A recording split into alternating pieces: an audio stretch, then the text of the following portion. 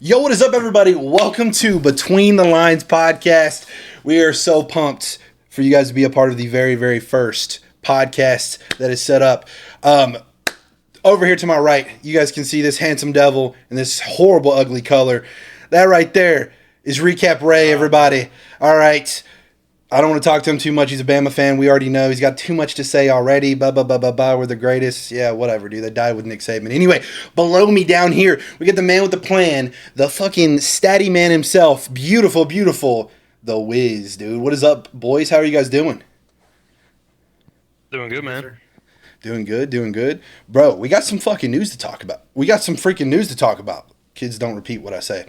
We got some freaking news to talk about, man. Some crazy stuff, crazy stuff went down today, which I'm sure we'll talk about later. But we're going to dive right into this, man. I know our introductions were a little slow, but you'll get to know us as time progresses in more episodes. Anyway, what about the conference championship games? What are you guys thinking, huh? How do we feel? So let's just kind of go through the list here of each one. I'm kind of thinking here. So we'll kind of start with the games that were on Friday there. So we have North Texas and Tulane first. This one was kind of a little bit of an upset. We did end up having Tulane to cover the spread, but we had North Texas money line, and we actually saw that Tulane won there. So here we saw North Texas had 5 turnovers in the game. You're not going to win a game with 5 turnovers, 3 interceptions, 2 fumbles.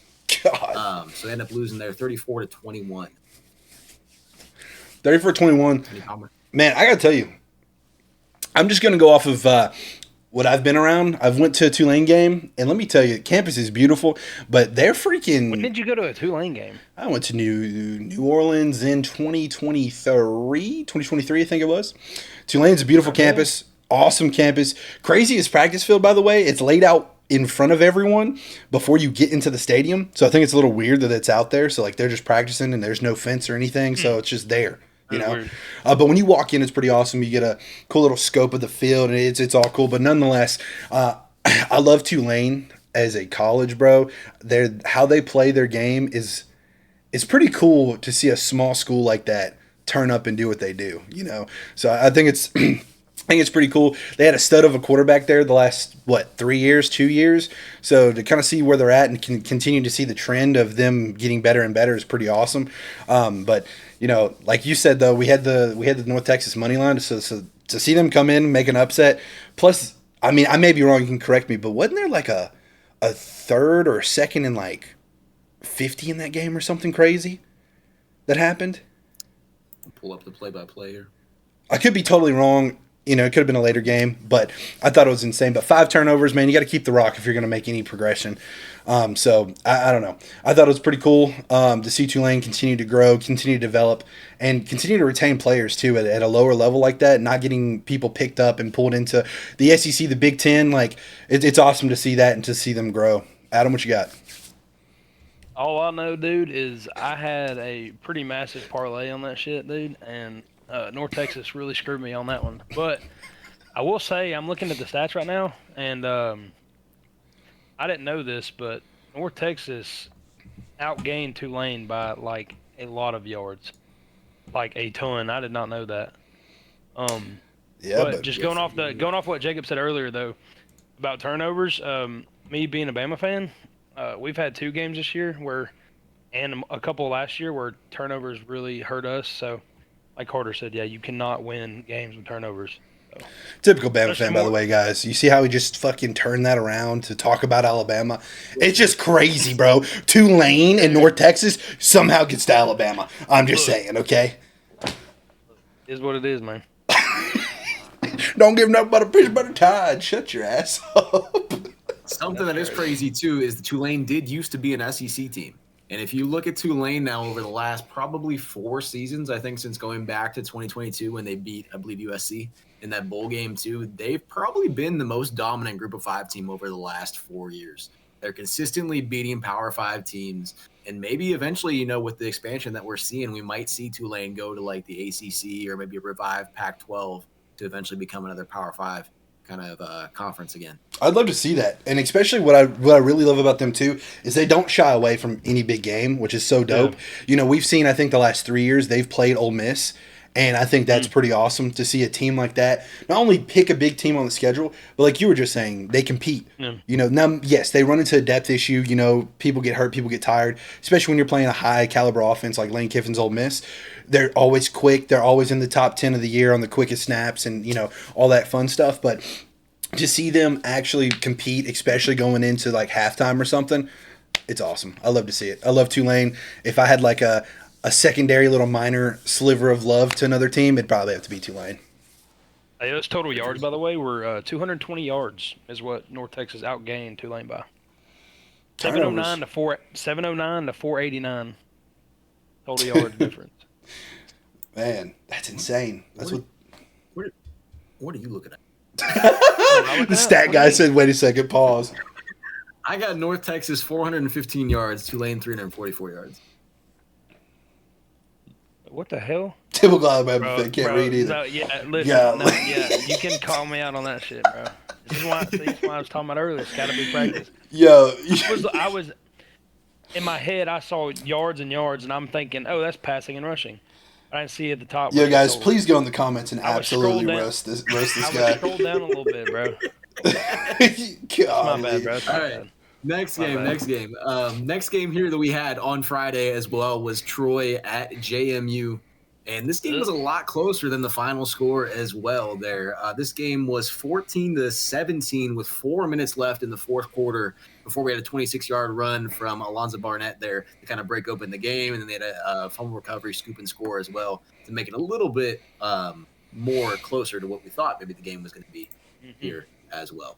This was one of our super locks for the our picks this week as well. We had Troy plus 24.5, and that was a no sweat whatsoever.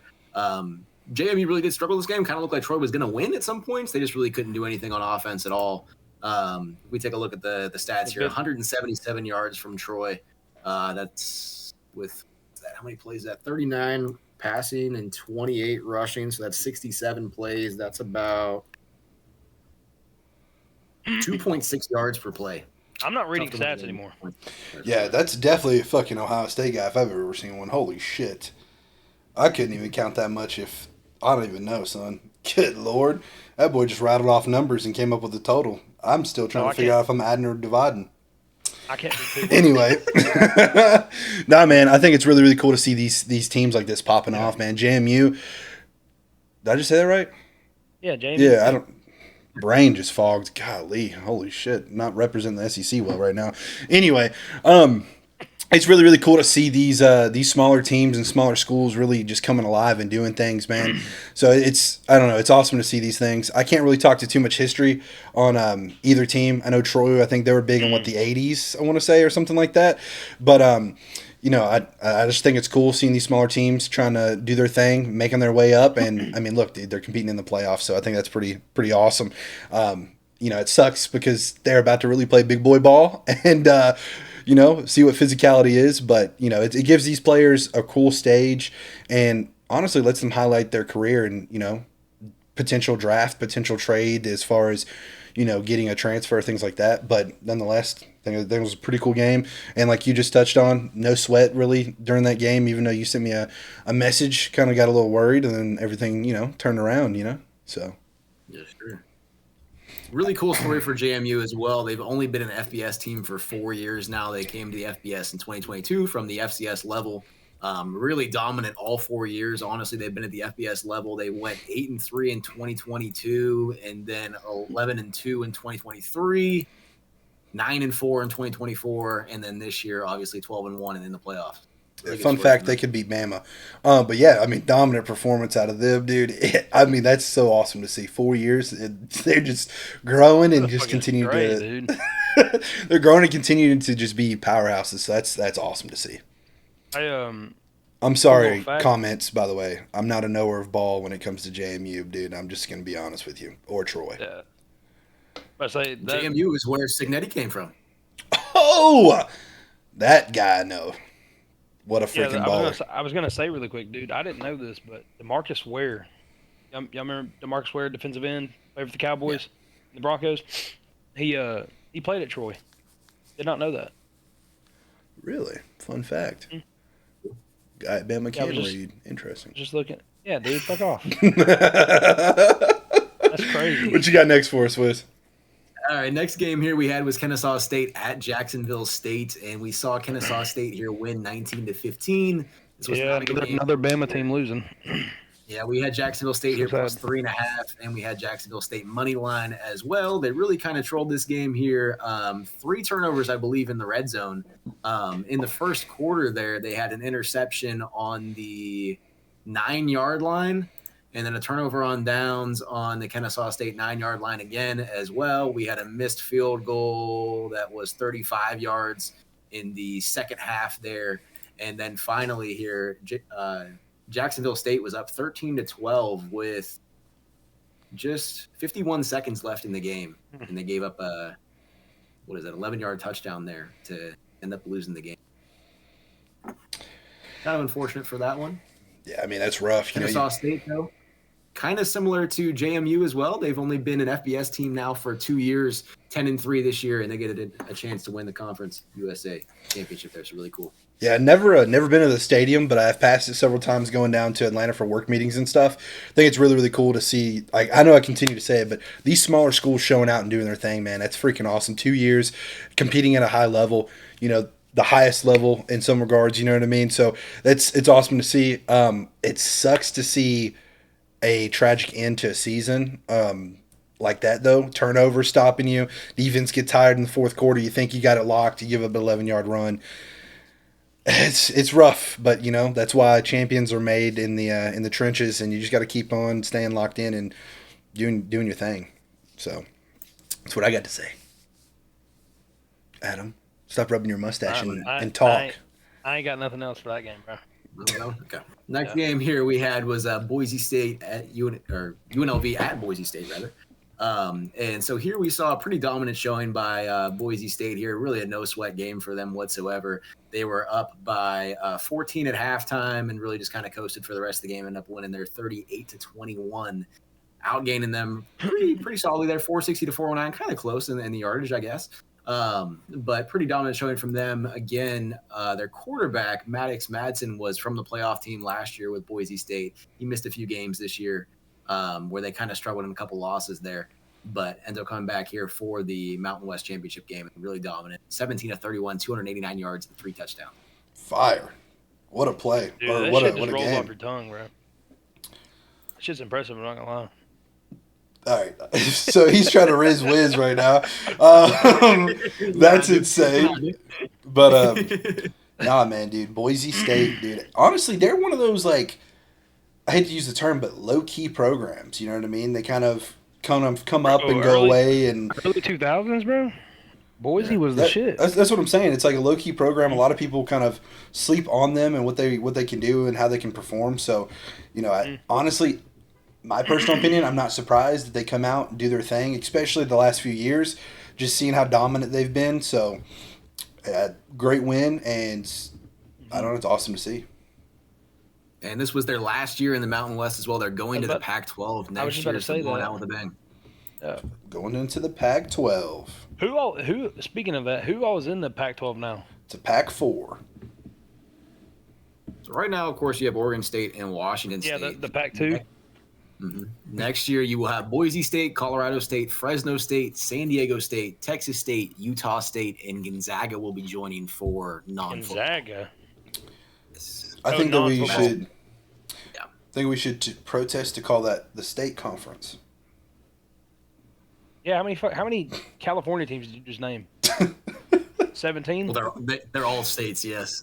They're all states, except for Gonzaga.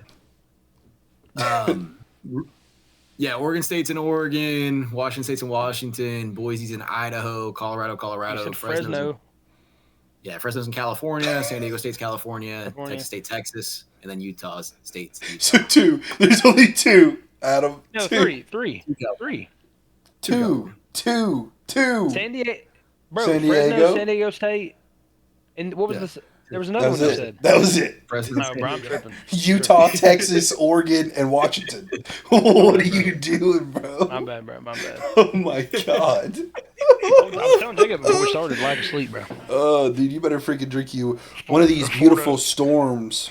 4 to 5 hours of sleep every night this week. You said what? All right, so that was it for. I said 4 to 5 hours of sleep every night this week. It's been rough. Dude, cry. You need to get Cry that some sleep. more, buddy. Jesus. Playing too much Call of Duty. Yeah. Go ahead and tell our viewers about our league, our Call of Duty league. Yeah, Carter. All right, guys. Well, we're not sponsored, so we're only going to be very brief. All right. Shout out to Grizz. Love you, buddy, but we need some sponsor money. Anyway, we are a part of a pretty cool, unique opportunity. You guys can laugh. But if you're fans of Ball Store, what the fuck am I trying to say? If you're a fan of Barstool has a competitive Call of Duty team called Telluride Bush, #unshaven, unshaven, whatever they have on there. Anyway, we're doing a smaller version of that with older dudes, okay? And what we mean by older dudes, people who are 27 years or older who work for a living, have kids, are married, da-da-da-da-da. They get to go in this league, still be a little bit competitive, have fun, because, you know, if we could, we'd all join a rec league football, but, you know, all those dudes are ex-gangsters and people from prison, so we can't go and play those games because we'll absolutely get murdered. But we get to get on here, we get to play some COD every night, have some fun, and yeah, it's been pretty cool. We will see, we'll have some stuff out soon on if you want to see that or watch us or follow our team on Twitter, you can, so that way you can watch us absolutely destroy, and you can catch some ball knowledge on here twice a week. So there we go. All right, next game. Now we're moving into Saturday. First game here we had was BYU and Texas Tech for the Big 12 championship. This game was a little bit closer there than we kind of thought it would be as well. This game was 13-7 until 3 minutes left in the third quarter before Texas Tech then kind of cracked it open. Texas Tech outgaining BYU there 374 to 200, to 174-yard advantage. BYU here had a couple late turnovers, ended up having 4 turnovers total, 2 interceptions, 2 fumbles. That ended up costing them the game there. Pretty dominant showing from Texas Tech. 34-7 is the final there. Trash. BYU never belonged. Trash. Both of them, trash. Garbage, I don't know, bro. trash. No, Carter, I don't know. Texas Tech's pretty good. Yeah, Texas okay. Tech's probably going to be elite, I think. Yeah, so was Definitely Swanee probably in making the 1936. Dude, Okay. so different, A bro. lot of fans here, we're kind of going to go later into the playoff picture as well, but a lot of fans thinking BYU maybe had a chance at making it there. Of the 7 teams there that were kind of on the cut there, like Alabama, Notre Dame, Miami, Texas, Vandy, BYU, and Utah. Yeah. BYU there was by far the worst team there. Absolutely. All the other teams there would be favored by 2 points or more over them. So Yeah, so just really quick, want to touch base on that. With their best win of the season being a 23-ranked Utah and then barely edging that one out, and then you get not once, but twice to play Texas Tech, and you just can't do it either time. And they both only scored They only scored 14 points across both games. I think it was 63. They got outscored I think it was 63-14 is what they got outscored by. Yeah, if you want to play with the big dogs, you got to be able to beat a big dog. And honestly, the only big dog you had to play this year was Texas Tech, and you couldn't do it. That's why we played the games, people. Yeah, so and also you look through their schedule. Yes, they have some cool wins. 69-0 to kick off their season against Portland State, but then you go down here to Arizona. 33-27 against the Wildcats. 2 overtimes to get it done. I mean, what do you like? I think that's actually probably their best win is at Arizona there. Yes, in double overtime. Game could have gone either way. The win over Utah is really good. I do think Utah is a really good team, but it's at home. Again, only 3-point win at home is kind of but win at Cincinnati is pretty good as well. 26-14. Cincinnati had a good season as well. Yeah, it's just not enough, In my opinion, it's not enough to put your whiskey down. The two biggest games in pretty a distant third ranked conference behind the SEC and the Big Ten there. Not going to get it done. They're losing 29-7 and 34-7. Yeah, it's not going to be anything, bro, for them. I mean, I never in a million years thought they were ever going to get in. BYU. And, I hate it for them because, you want to have some arguments and stuff. But at the same time, when you look at the people stacked in that category to move on, you have Notre Dame, Miami, Texas, Vanderbilt, and, of course, Bama's been in that talk, but we now know Bama's in. Like, the people that you're trying to stack up against and be a part of, I mean, the closest one that you can radar would probably be Miami. And even Miami has good wins throughout the season. So it's just... the problem with like the whole BYU thing is I think it's like and this goes for the BYU and this goes for the ACC as a whole, the Big 12 and the ACC as a whole. I feel like there's a massive amount of delusion in college football, and I say that because there's a lot of college football fans that never played the sport. There's a lot of college football fans. Jacob, you didn't play football, did you? No shade to you, obviously, because you're fucking a genius. But Golfer. there's a lot of people that like. All teams are not created equal, bro. All conferences are not created equal. There's a reason the best talent go to the SEC and the Big Ten. Like, there's a reason for that. There's a reason the SEC and the Big Ten have won a national championship for the past like fucking probably 30 years straight. I don't know. When was the last time a Big 12 or ACC? No, scratch that. I'm stupid. Clemson. I forgot about Clemson. Yeah. But outside of Clemson, when was the last time an ACC or Big 12 team won a natty? Miami, I think, probably back in Fucking 2000? 2002. Bro, that's my point. Well, like, you had USC in 2005. oh right? yeah. But so literally But three still, other yeah. teams outside of 20 SEC. years ago. Yeah, dude. So like the whole argument of people like, oh, well, they won their conference, or oh, they went undefeated in their conference and they made their conference championship game. Like, dude, it doesn't matter. Look at TCU a few years ago when they got in and played Georgia and lost by 60 points. Like, Yeah. No, bro. I know we're gonna talk about the playoffs here in a minute, but I just had to go ahead and Since let we're that kind of out. on conference strength here as well, let's kind of bring this up here as well. This is from the model. This is average team strength there. Oh, we lose the screen share? No, you're good. Yes, I'm on it. Yep. Yeah, I can see it. Cool. It just Yeah. went away from me. So you can see here the average conference strength here by each of the conferences here. You see they're pretty tightly between the SEC and Big Ten, but big drop off there as we go to Big 12 and the ACC. How did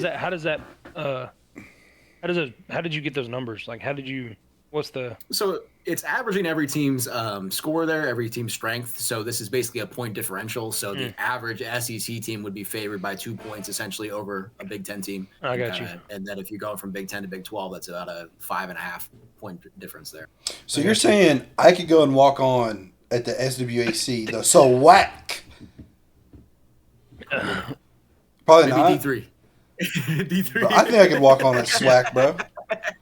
I'm for sure bro. getting You on Northeast or Pioneer. You could, bro. Shit.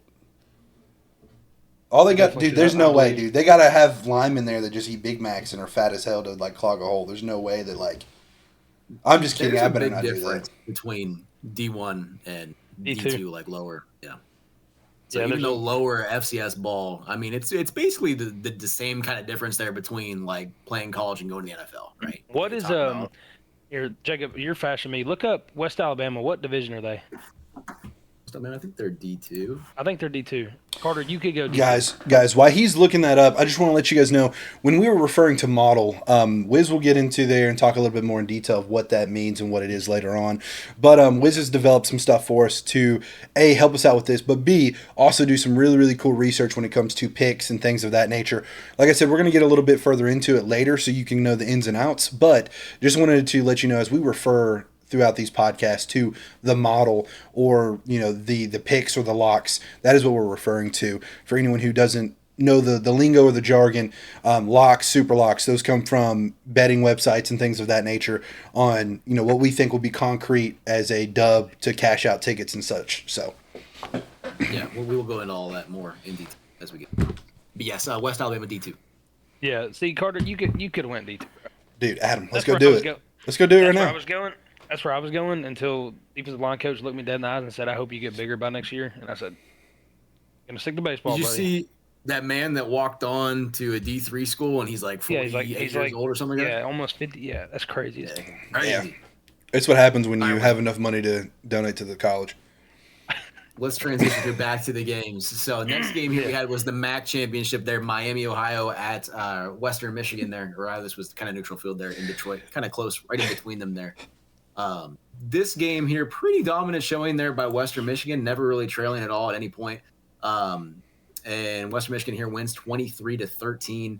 Miami, Ohio attacking on a late touchdown there to kind of make the score look a little bit more presentable Yeah. there. But Western Michigan there pretty much dominating the yards there, 397 to 272. Western Michigan, bro. They're pretty nice this year. I watched a few of Yeah, their games this season. Western Michigan is also kind of one of those teams, especially in the MAC with Toledo and Ohio, that's consistently competing for conference championships. I like their logo, bro, but that brown is horrid. I'm looking at their shit. You don't right like the Bronco Brown, bro? No, I don't.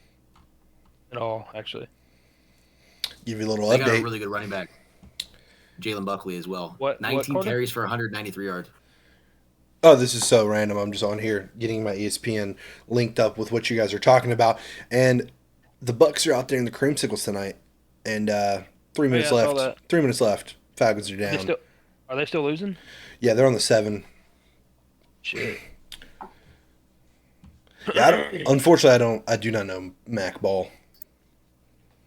Yeah, no, that's why I commented on the logo, bro. So we're here to educate. Yeah. All right. This was the big one there, the SEC Championship, Georgia and shit. Alabama there in Atlanta. The Tide got dog walked. Kirby Be honest finally. with you there. Kirby What's finally that did comment it, down the line? That's criminal. Bro, Carter's a closet Georgia fan. There's no way. I think it's what's coming down the tracks.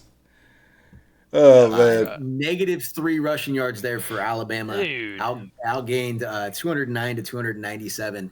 We will say here that the Tide did have a lot of injuries there, missing, of course, Jam Miller and Josh Cuevas. If they would have had those probably in the game, probably would have been a little bit tighter. But ultimately, they're losing 28-7. In other news, if you didn't know, it also has been said that Ty Simpson may have a back injury. So I think that's fake news. I'm just saying. I've seen like one report on it, nothing else. It's just possible. I kind of think it's fake as well, but I mean, even if he is injured, honestly, in that game, I was kind of thinking that they would maybe go to a different quarterback there. They have Keelan Russell and Austin Mack as well. I kind of think that either of them is worth a look. What's wrong, Alabama, man? You don't agree with Wiz? Hate to take, Jacob. Hate to take. I just feel like in that game, you cannot put. So I did that. I went and looked at the numbers when people were saying that after the game. That Ty should have been benched. Between Keelan and Austin Mack, between those two, they have like a combined 20. Like I think it was 24 completions this season.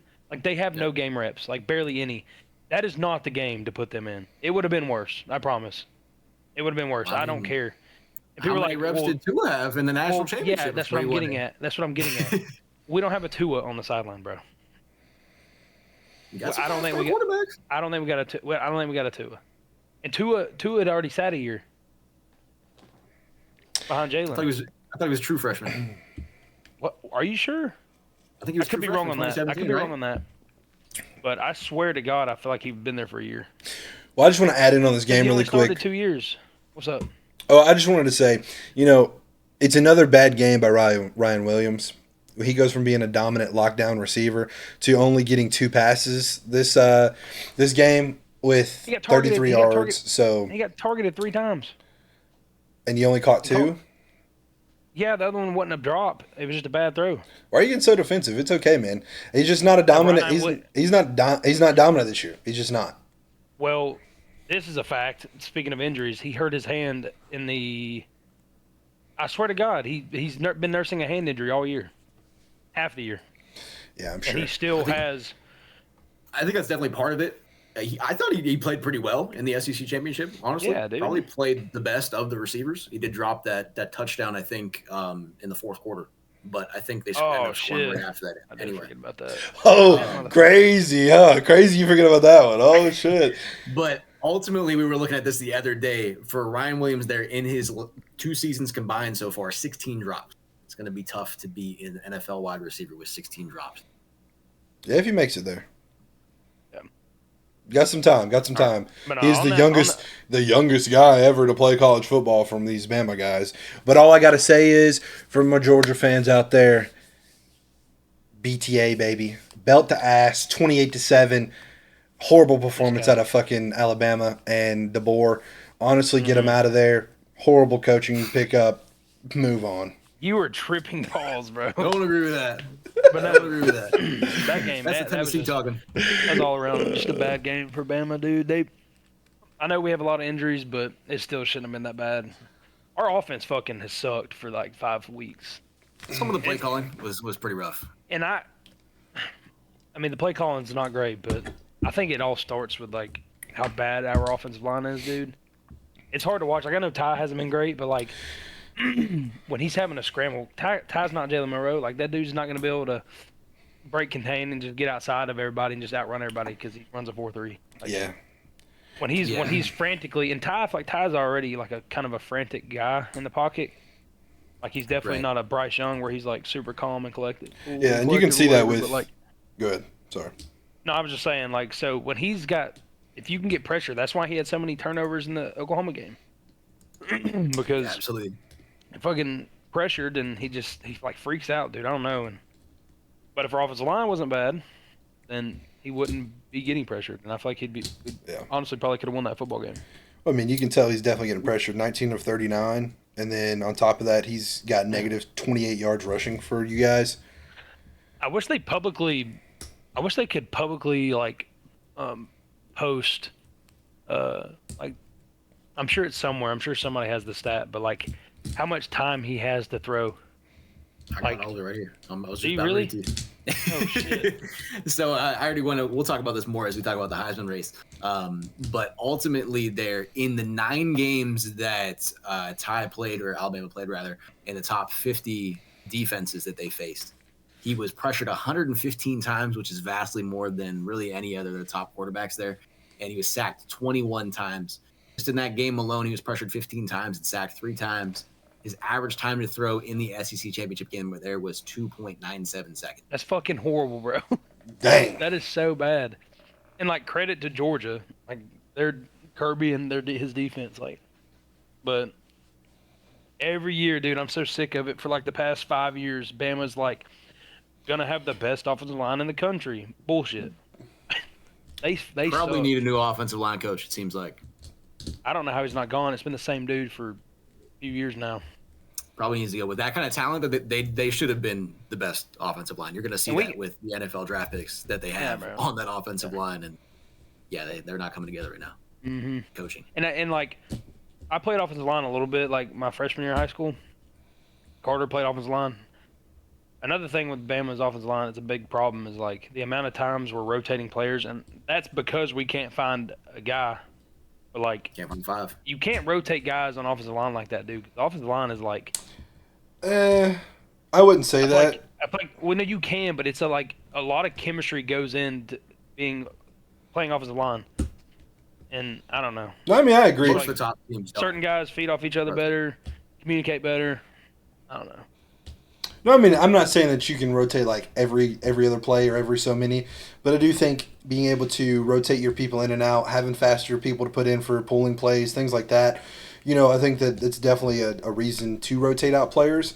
But I think if you're going to do that, you have to have a very, very strong core, followed by that core in the locker room, like setting a standard for what they think that, basically walking around being like, hey, listen, you want to be a part of our line? This is how it's going to be. You need to execute how I execute every single time, and that's how you get those wheels spinning. And I mean, I think as a Tennessee fan, that's what Heupel brought in, is the rotating of the offensive linemen like that. Now it's not like I said every play, but every next set of downs will rotate people in. That's different. I feel like with Tennessee too, just with the pace that they play. Bama obviously is not playing at that kind of pace that Tennessee that tempo that they're playing with. I agree. Play at that kind of tempo, you got to rotate. All right, next game. We got Duke and Virginia for the ACC championship here. Duke upsets Virginia to knock them out of the playoff there, 27-20, and opens up the spot for JMU. This game here was actually pretty dominant by Duke there, and they kind of choked at the end to even put the game into overtime. Duke was up here 20-10 with 4 minutes left in the fourth quarter. Virginia scores 10 points there in the last 4 minutes to take it to overtime, and then Duke takes care of business in overtime to win the ACC championship at 8-5. I don't think I remember seeing a conference champion there at 8-5, especially in the Power Four. Dude, they won their conference. They should be in the playoffs. Very well. People that are saying that, though, you also have to understand that is from the creators of the playoff system, okay? So you can't hate on them too much. That's from the creators of it. But I do want to give a huge shout-out to Virginia.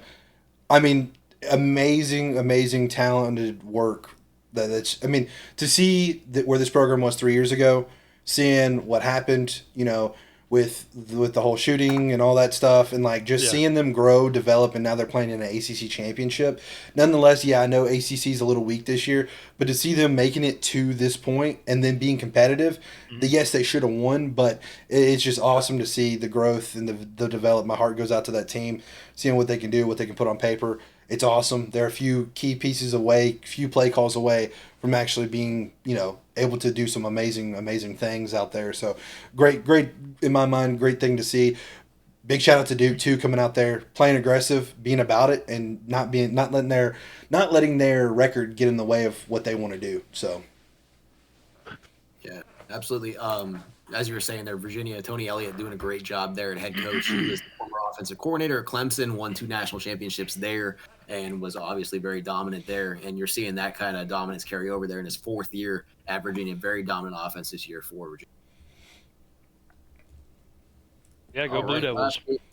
Last game on the schedule was the biggest one. We had Indiana and Ohio State for the Big Ten championship there in Indianapolis, number 1 versus number 2, and it lived up to the billing 100% there. Indiana taking home the Big Ten championship, 13-0 with a 13-10 finish there. Ohio State kind of chokes at the end with a 2 turnovers. Well, yeah, 2 turnovers there in the 4th quarter. Turnover on downs on the 9-yard line of Indiana, and then missing a 27-yard field goal to take the game into overtime. So Yeah, that game did not go at all how I thought it was going to go. I'm going to be honest with you. Sorry, go ahead. No, you're good. I love this game. I love this matchup. I love to see how everything went. I do hate that Ohio State, for you, did not win. But I honestly, man, I think that it was awesome to see. I love to see what's going on in Indiana. First time that they've been number 1 in school history. I think it's their first time to win a Big Ten championship since the 60s, I think it is. I think there's one more modern than that, but I think there was some sort of stipulation where there's an asterisk on it.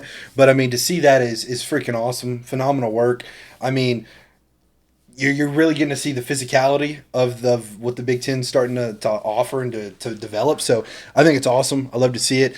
I do hate whoever has to play Ohio State, because when Tennessee was in this situation, we had a cracked helmet and got a fucking belt to ass whooping. So whoever's next in line for Ohio State, have fun.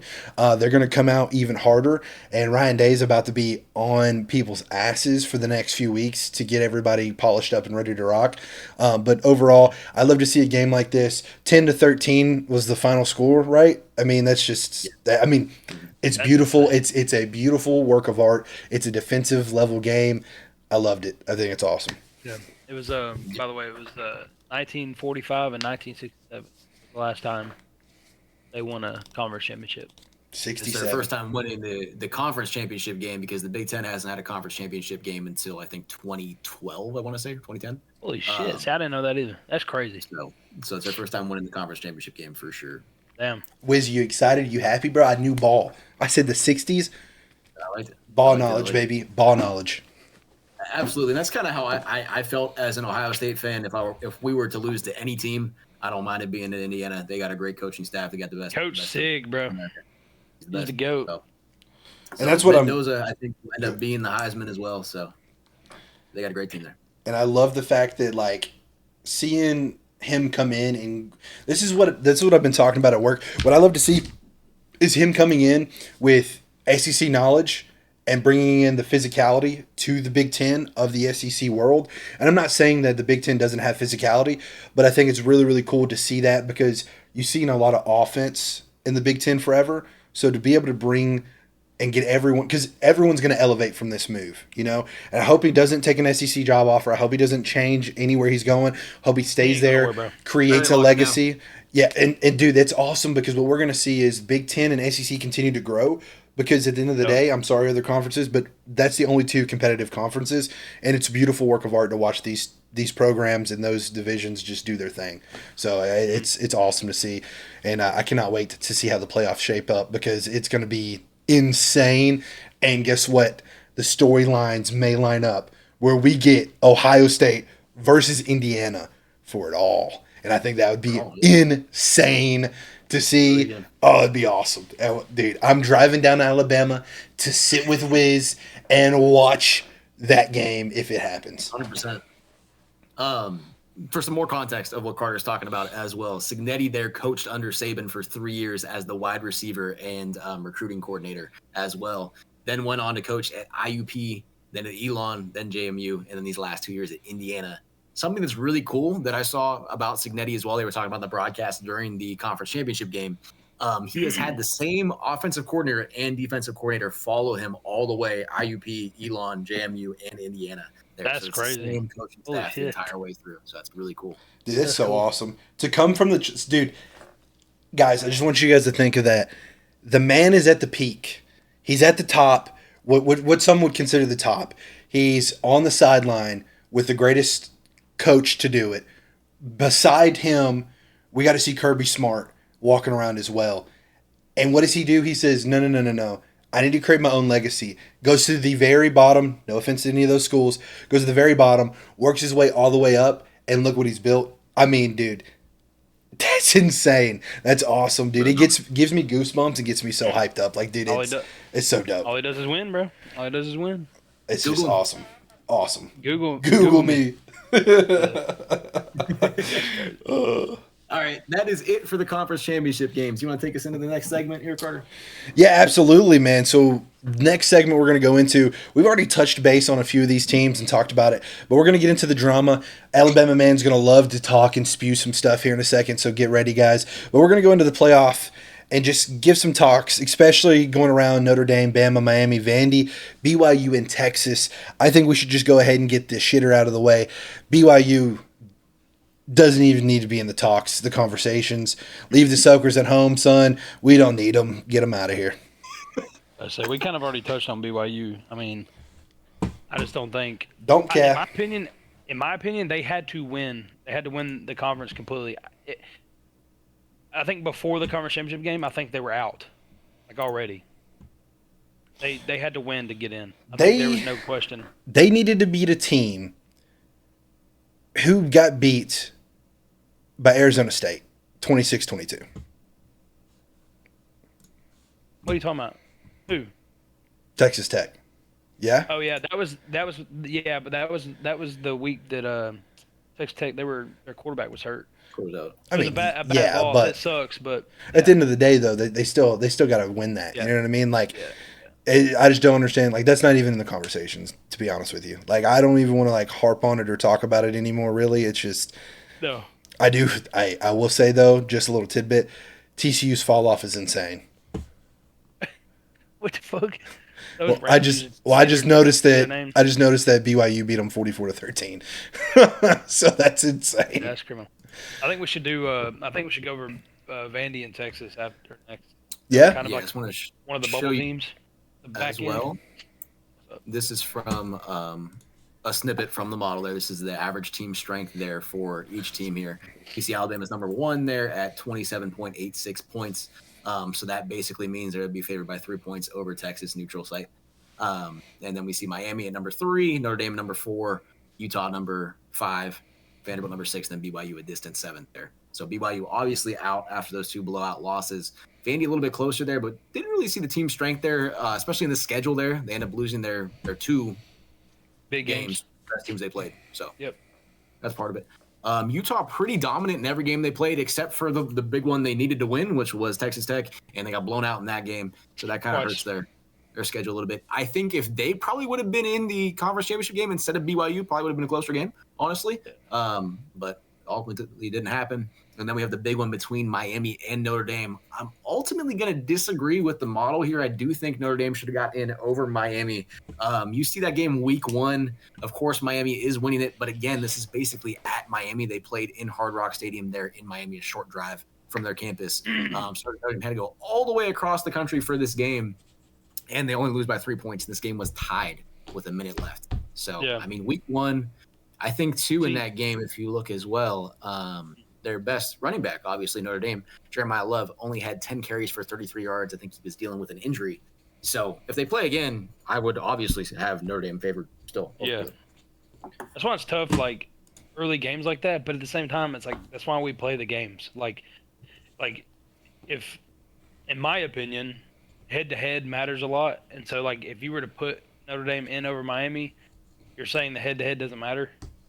Because especially two teams that have the same exact record. So, I don't know. That's tough. That's always tough. Especially that early in the year, like I said. I think head-to-head does matter. I think that's a key part of it. But I think you have to also look at where the game is being played. So if you lose on the road by 3 points, I feel like that still means that you're a better team. You're pretty much, you're pretty much equal or better. And then also part of that too, I think the head-to-head can't end all be all. Like like the Packers this year losing to the Browns, right? Like Packers are, I think, what? Yeah. 9-3, and then the Browns are like 3-10, something like that. Wow. So I don't know. Yeah, I'm going to be 100% honest with you. I don't think Notre Dame should even get the opportunity to be in the playoffs. I know it's a crazy take, insane take, whatever you want to say. The only reason I say that is, like, you need to join a conference because you get a lucky step into anything remotely postseason. Also, I think if you're going to not be in a conference, you need to win out. You have your 2 losses back-to-back, Miami, Texas A&M to start the season. Then you go on a nice streak, yeah, but against who? You know, you have a ranked USC and then a ranked Pitt, with both of those games being 34-24 and 37-15 wins. But besides that, there's not much comp in here. I guess you have a Boise State in here, but there's just not much competitiveness in this. So I mean, if for a team that's not inside of a conference, I think that you got to do a hell of a lot to make it into the talks. Yep, and win the games that you should be winning and beat the teams that you need to beat that are as good as you are. And that's what I say, man. If you're not going to be in a conference, you got to go undefeated. Like, I'm not trying to be an asshole here, but if you're not going to pick a conference and you're going to keep tiptoeing around it, you need to go undefeated. You can't get the best of both worlds. You can't not pick a conference and then get a schedule who you want to schedule and, you know, be like, or if not, oh, it doesn't matter because we're on a, what are they, 2, 4, 6, 8, so a 10-win streak? Like, I don't know. Yeah, I mean, I don't necessarily think they should have to win them all, but like the games you need to win, like the ranked on ranked games, like you need to win those. Like, don't lose to the only 2 ranked teams you play all year. And I think I got pissed pretty quick because when they're 0-2, it's still 23 on the ranking scale. It's like they lost the games by combined 4 points. Yeah, but I mean, come on, man. Like, yeah, but you got to win. You got to. You don't have a conference. Like, you don't have a leg to stand on. If you're in a conference, it means more. Part of it, they definitely should join a conference, and it really makes no sense. I think they're in the ACC and a bunch of different other sports. They end up playing 6 ACC teams anyway in their schedule, so they might as well just join the ACC. But that would make the most sense too. The schedule is still difficult. The teams, I guess, weren't as good as we maybe thought they would, but 10 Power 4 teams on the schedule, and then, of course, playing Boise State, which is kind of a de facto Power 4 team as well. So really like 11 difficult games on the schedule. The teams obviously weren't as good. Arkansas fires their coach. Purdue is one of the weaker teams in the Big Ten. They get USC at home. If that game is on the road, maybe it's a more better win, I guess, for them. Pitt kind of had a decent season. That's a good win for them at Pitt, 37-15. Syracuse has been terrible since they lost their quarterback, so 70-7 there is kind of they had it mailed in. Yeah. So no. I don't know. I kind of feel like they still should have been in. I feel like definitely we have to change the playoff there. I mean, you definitely can't keep up with the current structure there with getting 2 group of 5 teams in. So yeah, no. Well, that's the problem. Yeah, no. See, that's the whole problem right there. Is I don't care who they are. Never in a million years will Tulane or JMU or whoever gets in. Boise last year. They will never be favored over these teams. Like, if you were to put Tulane or JMU against any of these teams, Notre Dame, Bama, Miami, Vandy, BYU, Texas, they would all be underdogs. And honestly, a lot of them, they'd probably be like 3-score underdogs. So that makes no sense, bro. And I think it's frustrating because, like, the committee's always like, well, we're going to do the 12 best teams this year. And they obviously never do.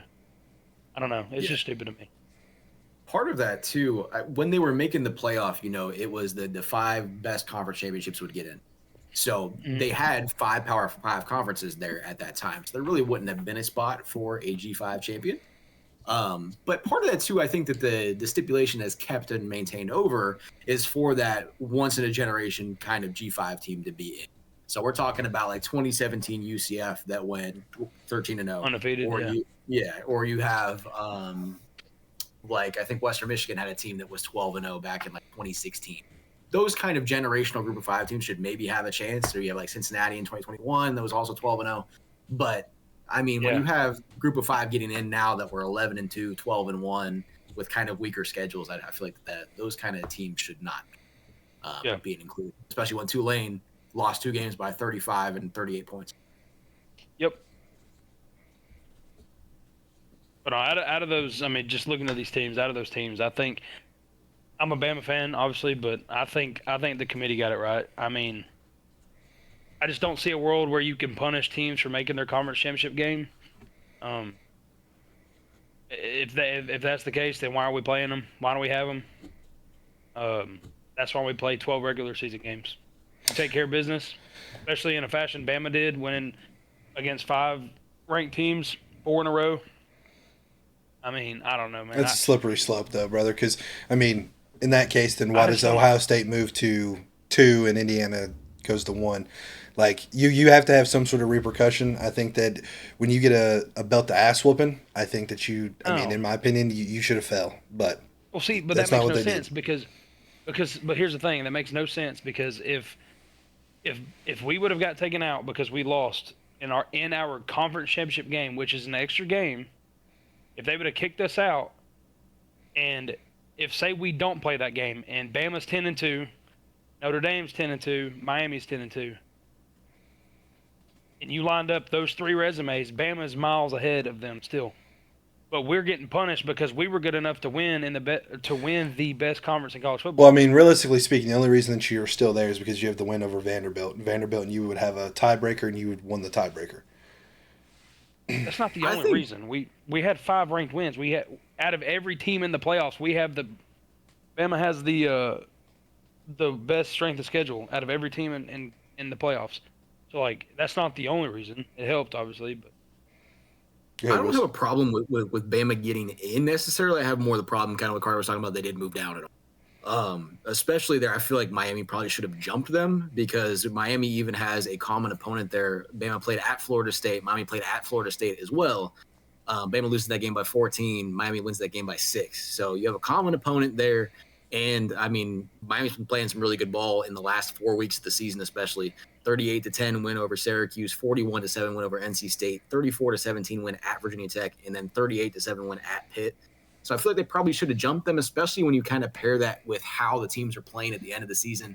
And Bama doesn't seem to be playing their best ball right now, while Miami does. So I agree with that. Miami over them, but I don't necessarily have a problem with Bama getting in because, as we talked about, kind of, I feel like the reason why they played so poorly with Georgia was because of the injuries that they have, and those players should be back for the playoff. So it should be more competitive. And I agree. I think that Bama should be in. That has never been a thought of mine. I just think that you can't punish one side of the bracket without punishing the other one for a loss. And, you know, it doesn't make sense that you're now going to have a bit of an easier ride, so to speak, at your 9 seed versus what you should be walking to, in my opinion, is this Texas A&M game like Miami's about to walk into. Shit. We got to play Oklahoma, which we've already lost to. Then we got to play Indiana if we win that. Yeah, I mean, it's not going to be easy road, you know, by any means, but I definitely think that you should be on the other side of the bracket. It's just because now, to say, bro. Realistically speaking, Ohio State is probably going to be in the hardest part of the bracket, and they're a number 2 seed. So yeah, you get a bye, but they still have to walk through some tough teams. Yeah, we have the winner of Miami and Texas A&M, so that's a tough one.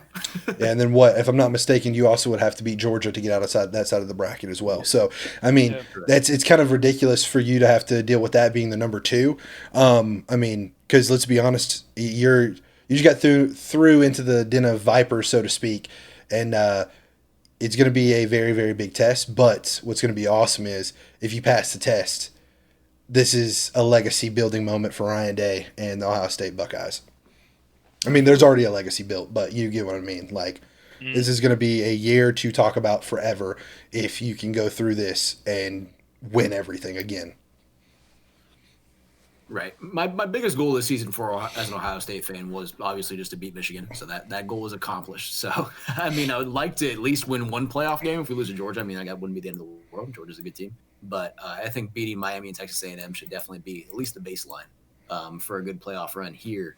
But kind of as you're talking about there, just Ryan Day has done a really good job, I feel like, in the last 2 years, especially that when I was at Ohio State, I graduated from Ohio State in 2020. So I was there for his last 2 years. Or his first 2 years, rather, as head coach. And the defensive recruiting was really bad. The defensive teams there it was very clear that he wasn't a defensive-minded coach. He's an offensive-minded coach first. But these last 2 years, I think, especially losing our defensive coordinator there to Penn State, which has now been picked up by Tennessee there. That's a good hire by you for Jim Knowles. But I thought, especially when we lost Jim Knowles here, we would kind of see that drop off again. I thought maybe the only reason the defense was getting better was because of Jim Knowles. But we see a transition over here to Matt Patricia, an NFL mind, obviously. But still, you can tell that I think the improvement is coming from him. He's becoming more of a defensive minded as well. So I'm excited to see kind of how the defense responds as well to this playoff run. How do you feel about your offensive coordinator? Brian Hartline? Didn't you lose him? He's going to continue to coach through the playoffs. I don't know that 100%. I think so. Truly, he I is. think so. But I know they gave him the option, but I don't know if he elected to stay the whole time. Absolutely. I know that I talked to a guy at work. He's a big Ohio State fan, and he was telling me that he's just worried that if he doesn't stay the whole time, that Ryan Day will be a play caller, and he says he does not want to go back to the days that Ryan Day called the plays. I mean, I didn't have a problem with Day calling the plays. I think it's better for him to probably be in a CEO role, but he's still good. He's a good play caller. Yes, Hartline will be coaching for the rest of the playoffs. Awesome. It sucks to lose Hartline. I mean, obviously he's a great offensive mind. He's the best recruiter in college football. He's recruited probably 10 5-star wide receivers in the last 6 years to Ohio State. He's recruited Marvin Harrison. He's recruited Jeremiah Smith, Carnell Tate, Emeka Ibuka. I mean, all of these great wide receivers there. Yeah. So he's coached them all up. It's a great coach by essentially NFL Pro Bowler while they're still in their prime. I mean, Hartline is only, I think, 39 years old, I want to say. Damn. So, what's he going off to? USF. That's right. Yes, he is. Talk about going into the Viper Den, boy. Goodness, he's got a lot of work down there. Oof, man, that place hasn't been relevant since freaking Tebow days, and we just beat them in the swamp for the first time in 30 years. So, I mean, it's going to be some work down there. We'll see what happens. Oh, fuck yeah. I'm retarded, dude. Golly, you said, what the fuck am I talking about? Jeez. I just had my Alabama moment. I had my Alabama moment. You thought you just heard UF. Oh, I did, bro. I did. You know, SEC brain was there. Good Lord. He's going to where Golesh just left. Yeah. Yes. So he's inheriting a good program already. Mm-hmm. All right. Am I tripping? Where did Golesh go? He went to Auburn. Yeah. Bro, somebody took the floor job. I'm swearing. Brian Kelly already took the Michigan job. No, he didn't. He said, "My name's Brian Kelly. I killed a kid. I should be a part of your staff." Bro, I'm gonna be honest with you. I think Brian Kelly fucking sucks. He is. He's dog shit. And he is a horrible human. So horrible human. Florida hired John Summerall from Tulane. Oh, that's right. Good. He'll be good. He'll be good there. Yeah, he'll be good there for his 1 year. Hopefully, he makes the money and dips. 1 year. Take the money and run. All right, what did you say, Jacob? You said something before Carter. What do we got next year, Carter? Oh, yes. I am so sorry. Heisman. Talking about the Heisman. We have, drum roll, please, Heisman. There's only one name that you guys need to know for the Heisman. And that is what, Wiz? What's the name? All right. I cooked this up earlier this week, showed it all to y'all. So this is basically all of the top quarterbacks there and all their stats. So you have all of the top 50 defenses. Can you zoom in for me, please, sir? The quality's a little rough. A little more. A little bit more. A little better? A little bit more. More? A little Better? bit more. Yeah, you're almost there. It's getting better. There you go. That's good enough. I feel like. Yeah, I'll scroll if we need to. So this is showing all of the top 50 teams, that all of the top 50 defenses that they've played for each of the top quarterbacks here that we've seen in the country to just kind of compare their stats. And pretty far and away here, you see that it's pretty tight race there between Fernando Mendoza and Julian Sand. Obviously, Indiana ends up getting the head-to-head there, and you see that the best game of the season that he played was against Ohio State in that Big Ten championship game with their highest grade. I think when you combine this as well with just kind of his underlying stats here, you see a really fast time to throw, 2.68 seconds. He's pressured a pretty good amount there, so doesn't have the best offensive line when you compare that to like Julian Sand here, much better offensive line. Yeah. But with that fast time to throw, and then you see an elite average depth of target here at 9.51. You see that this is a weaker talented team anyway, obviously better coached than Ohio State. But I think when you pair all that together, you got to give it to Mendoza to be the Heisman. I think a thing with Sand as well, obviously, it's a more talented team. He has elite wide receivers. I feel like as a quarterback, you probably should never have a yards per attempt that's higher than your average depth of throw. That's kind of saying that your receivers there are carrying you. So Yeah. I think when you throw all that together, Mendoza is definitely the Heisman here. But if you just compare this to some of the other quarterbacks here, like you had On3 this week saying Pavia should be the Heisman, I was kind of surprised to see Pavia's stats were actually a lot better than I thought they were, because I was mainly thinking of this Alabama game here where you see a really low grade there, 48.6, 4 turnover-worthy plays. But if you throw the rest of his season there in, he did play pretty well for the most part, especially some good games here at Texas, Auburn, LSU, really, really good games. Pretty higher average depth of throw here than I was thinking as well, 9.13. It's almost kind of close to Mendoza here. But you do see a longer time to throw here as well. He's waiting longer for plays to develop there versus I think Mendoza's just seeing the field better and kind of throwing with anticipation. I'm not saying this because I hate him. I hate Pavia, but I feel like a lot of that, his time to throw shit, is him being a crackhead and just running around, and then one of his, mainly his tight end, finds an open spot downfield, and he just slings the shit. Right. Yeah, but I think in He's every an athlete, bro. He's an athlete. That's the thing with Johnny Diego, is he's a lot like Johnny Football. He's just a pure athlete. So like he's a football player. It's like he's playing backyard football every time he's on the field. Like, absolutely. He's not a true passer like Mendoza or Ty or Sayan, any of those guys. Yeah, I think If you that compare this with some of the other. Go ahead.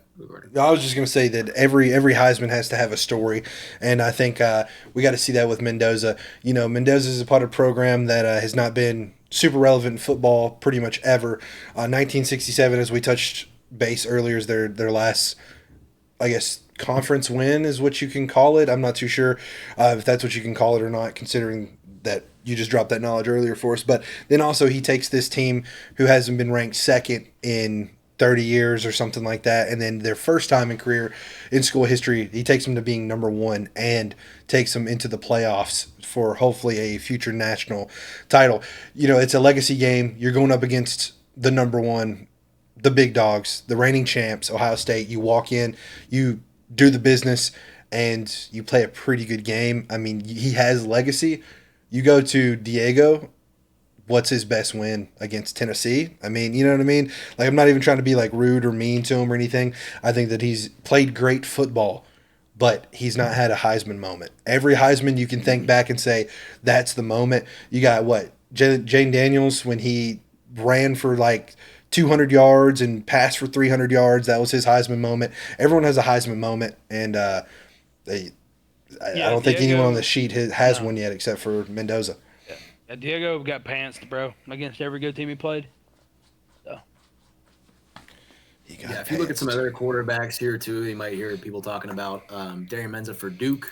Only 5 top 50 defenses there, so I feel like that's not maybe the best strength of schedule to be in the conversation. Same thing with Oregon here, Dante Moore, and then Joey Aguilar for Tennessee. Only 5 top 50 defenses there, so not the best strength of schedule. Some good stats though. Like Dante Moore's 2.48 time to throw is really elite. Probably a slings good that shit, bro. Number. Good Oregon runs a lot of quick game though, so they run a lot of 81.2% percentage. Yeah, a lower average depth of throw here than most of the elite quarterbacks here, 8.06. But if you come down here to Georgia, this average depth of throw 7.57 is by far the lowest of all these top quarterbacks here. He is Mr. Check Down. Higher completion percentage here, 81.5%, but it looks like these are mainly dump offs for Gunnar Stockton. So I don't necessarily. He does have 9 games against top 50 defenses here, but I think when you compare that with a really low average depth of throw here, he's not leading his team to victory. Mm-hmm. Shout out my boy Joey, Big Joey. Appreciate you, baby. Had a fantastic year with you. Thank you so much for what you've done. Another thing here as well, you might hear people talk about maybe just different positions other than quarterback. I think that probably there should have been a finalist. I feel like Jacob Rodriguez for Texas Tech should have at least been just invited. I feel like defense. It's the quarterback. It's a quarterback award, bro. Yeah, but I did briefly look at wide receivers here, not too in depth, but kind of the same thing here, looking at top 50 defenses that they played, and I was kind of surprised here to see Malachi Toney for Miami has the highest rate here. 70. Isn't Jordan Love, or not Jordan Love? What the hell? Running back for Notre Dame. Isn't he a finalist? He's the fourth finalist. It's yeah. I was just talking about, I think, like a defensive player should have been invited. Oh, yeah, it should have been, what's his name from Tech? The guy you said? Yeah, Jake Rodriguez. Yeah. But I was just kind of looking briefly here at wide receivers, since Jeremiah Smith has a lot of conversation. Cornell Tate actually has a higher grade than Jeremiah Smith this year.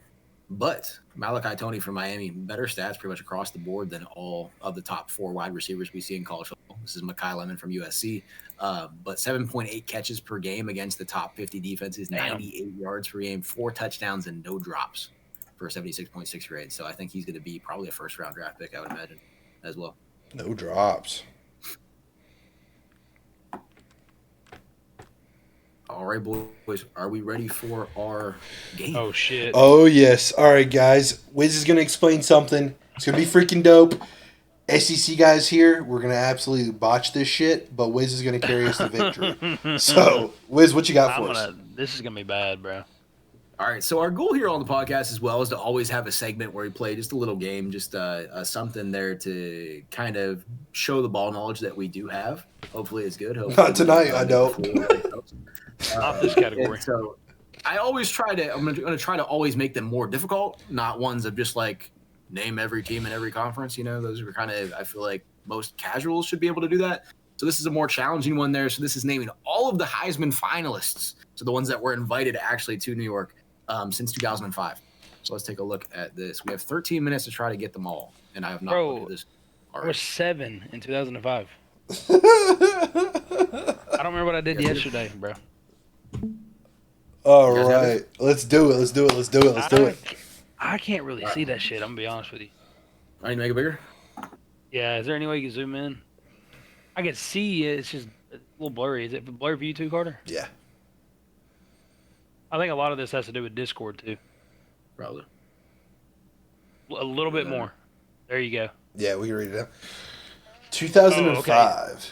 Okay, so the fact that it says who they played for in their position helps a lot.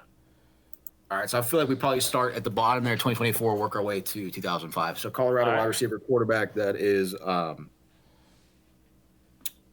am I just blanking right now? Wait, how are we doing this? Hold on, how are we doing this? Are we doing this? Yeah. It's oh my god, he looks like the Predator. Oh my gosh. Travis Hunter, yes. Together? Yes, yeah. Okay, cool. I thought we were like taking turns. Okay. This is Ashton Jeanty. Yep. Ashton Jeanty. Yeah. Dylan Gabriel. Yeah, Yep. Dylan. Miami quarterback. That is Cam Ward. Cam Ward, a.k.a. Dr. Yep. Bust. All right, 23. Cameron Ward? What the hell? Cam Ward. It's probably Cameron. Oh, Cameron Cameron's Ward. crazy. Okay. There you LSU quarterback 2023. That is Jaden Daniels. Really? Yeah. I thought he'd been in the league for 2 years. No. It's Jaden. Okay. And then Penix. Yeah. Big Penix.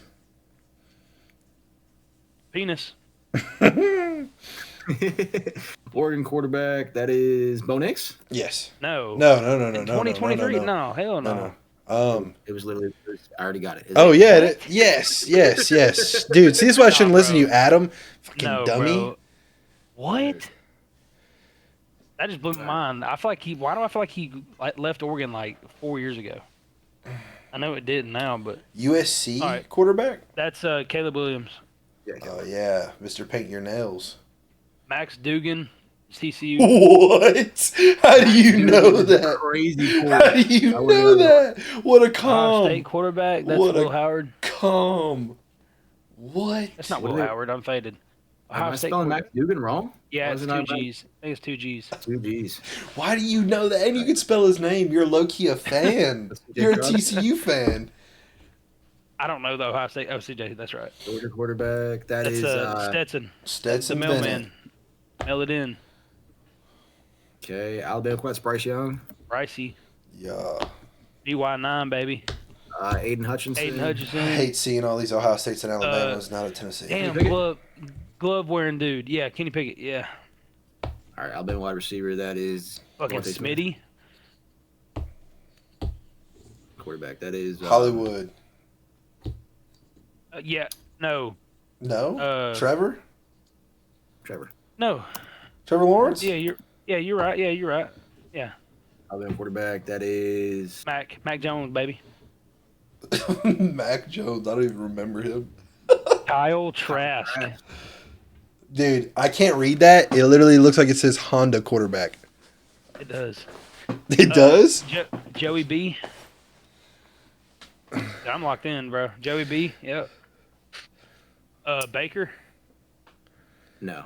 No, Baker was older. Kyler Jalen Murray. Oh, Jalen Hurts. Damn, yeah.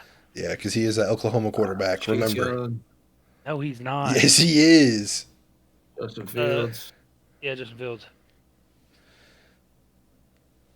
This is Kyler Murray. This is Kyler. Yeah. This is Tua. Tua. Tua Tagovailoa. This is Dwayne Did I say Haskins. it? Damn, R.I.P. West Did I say Virginia West quarterback. Virginia? Oh, I don't know who this was. West Virginia? Mountain Mama? Rockin'. 2018. Take Me Home? Bro, I couldn't tell you. Oh, West Virginia. It's a long-haired dude. Yeah, that narrows it down. He had long hair, beard. Oh, bro. He had a beard. Played for Notre Dame. No, he didn't. Damn, I can see his face, bro. I can see his face. Uh, I'm let's skip. gonna Let's skip. Let's skip. Let's skip. we go Washington back to State. Yeah. This This is when- Minshew. Oh, yeah. Minshew is Washington State. Did I spell wrong? Is it Gardner? I honestly have no idea, bro. Yeah. I'm looking the West Virginia one up, bro. I mean, 'cause it's not gonna come to me. Cheater. Baker. Big dog. Baker Mayfield three time. That's crazy. I wouldn't. That's wild. Damn, that's insane. Stanford back. Is this Bryce Love? I knew it, bro. I fucking knew it. Hey, beard with long hair. It's Will Greer, West Virginia Yeah, quarterback. I wasn't getting that one. I was not gonna get that. No, Louisville quarterback. Is this Lamar. Lamar, yeah. Sorry, Miss Jackson. Penn State running back, Saquon. What is this? SDSU? What is that? San Diego State. I don't even know. I'm lost in the sauce. I don't even know who the hell Listen, bro. that would have been. Lamar was 2-time. That's cool. Yeah, 2016 Clemson quarterback. he should have won it that year. It's 2016? 2016 is dude in prison. Well, he should be in Yeah. prison. Deshaun. Yeah. Yeah. Deshaun Watson. Real men still gotta don't get San Diego rape. Must State. be Deshaun fucking Watson. We still got to get that San Diego State one, bro. Is it Marvin Mims? I kind of see this. I can see the guy's face, but I could not tell you his name. I mean, Michigan. That's who was the dude that played for the Browns that was a safety? Michigan linebacker, number 5. He wore number 5. Peppers? Julius Peppers? Yeah, Jabril. Real Peppers. Jabril. Yeah. Jabrilli. Okay. Oklahoma wide receiver. Is that CD? Oh Or yeah. was he later than that?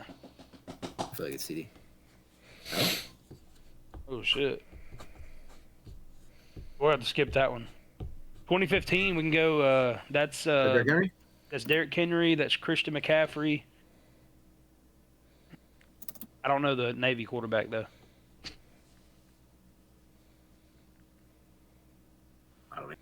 We only got 5 minutes, by the way. We need to start going through these quicker. 2014. Marcus Mariota. Yeah. Yeah. Wisconsin running back Melvin Gordon. Alabama wide receiver Amari Cooper. Ohio State quarterback Jacob. That's you. I don't know. 2014 JT Barrett. Yeah. 2013 quarterback Florida State Jameis Winston. Auburn quarterback Nick Marshall. Boston College running back, don't know. Texas A&M quarterback, that's Johnny Manziel. Johnny. Marshall. Wait, it wasn't Nick Marshall? Alabama quarterback. No, it says. Oh, this is Alabama. Yeah. Bro, I swear to God, I thought that said Auburn. I'm really ball. All right, Alabama quarterback 2013. That would have been AJ. No, it wouldn't. No, it was not. No, it was not. AJ left in 2011. 2013. It was bro. AJ McCarron.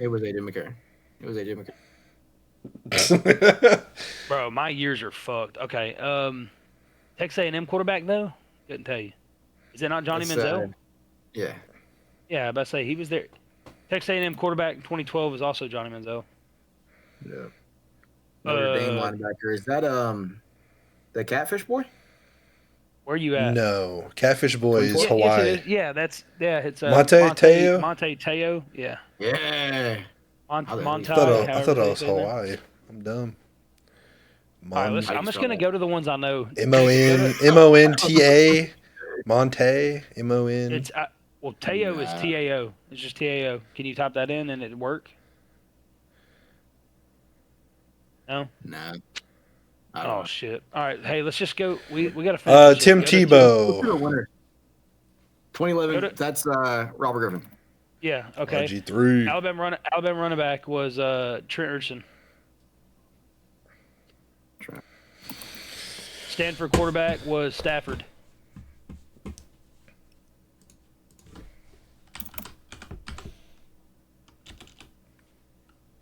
Stanford quarterback Stafford. Oh, Matt Stafford. Yeah. No. No, Andrew not Luck, Andrew Andrew Luck, Luck. bro. Yeah, Luck, not Stafford. My bad. Here. 2010, Cam Newton. Boise State quarterback, Kelly Mond, whatever. You know what I'm talking about? Yes. Not Mond. I'm about to tell you how to I see his spell face. Montateo. Let me know when you're ready. Hey, we got 3 minutes, bro. We got 3 minutes. All right, go to 09. MAN. MAN. Yeah, MAN. TI. Space TEO. Apostrophe O. Nice. All right, go to 09. Mark Ingram. Texas quarterback Vince Young. was no, that was 05. That was Colt McCoy. Colt McCoy, yeah. Stanford Damn. running back was Dominican Toby Sue. Toby Gerhart. Toby Gerhart. Yeah, and then Sue. Yeah, and then Toby Gerhart. 05, we can knock all those out. That's Reggie Bush, Yep. Vince Young. Vince Young, Matt Leinart. Matt Leinart, and then Notre Dame quarterback. God, what was his name, bro? Is that the other dude that's on TV? On Yeah, I see Fox. his face, bro. I can see his face. Begins with a B, doesn't it? Fuck, man, I don't know. I'm so bad with names. Go to Troy 06, Smith. 06. What'd you say? Troy Smith is Ohio There you State go. quarterback. McFadden. Tim Tebow. Yep. Go Derek McFadden. Yeah, running back for Oklahoma. I mean Arkansas. Excuse me. McFadden who? I fucking forget his first name. Is it Darren? Yeah, Darren McFadden. Yeah. CJ Carr. Notre Dame quarterback. 05. No, CJ that's this year, bro. 2005. Yeah. Oh, it says he was Hey, born in 2005. I don't know. I don't know who the fucking dude was for Notre Dame. Hey, Hawaii quarterback, bro. 07. What was his name? Dude was a freak. I don't know. I'm tapped out. I have no idea who that is. I think we're almost tapped out for real. Dude, Who's the 08 Oklahoma quarterback? Josh Heupel, dude. I'm just kidding. No. I don't know. His I was couldn't tell forever you. ago. Huh? Is it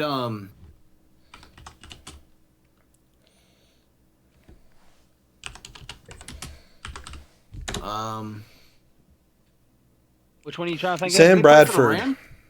Sam Bradford, yeah. I wish Ryan was in here. He would know. He would know this Missouri quarterback for 07. Yeah, I have no idea who the fuck that is. Mm-mm. Oregon running Melvin back? Gordon? The 2011? No. Who's the other good Wisconsin running back? LSU cornerback. LSU corner? Yeah. The Honey Badger? Where do you see that at? Yeah, Honey Badger. Had to be, bro. Yeah. He wasn't a corner. How do you spell Damn. that? I don't know his real name. Yeah, I don't know who. Bro, we're done. That's it. Brady Quinn. Damn, we suck. Colt Brennan. What the fuck? His name is Tyron. Is it Tyron Bro, Matthew? It was D.D. Westbrook. That one was bugging the fuck out of me. Wow. I knew, bro. Oh my god. The 2017, the running back for San Diego State. I kept saying P Ryan. I kept saying P Ryan in my head. I knew it was a P, but it was Penny. I knew it was a P. I didn't P-Ryan know played any for of these Florida. guys. I'm not gonna lie to you. I feel like the only one that I would have got would have been Brady Quinn. Oh, dude. I couldn't think of. Yeah, so the Honey one- Badger was the LSU one. Yeah, the ones that I knew that we didn't get was Penny, Westbrook, Trayvon Boykin, Tyrann Mathieu, which is Honey Badger.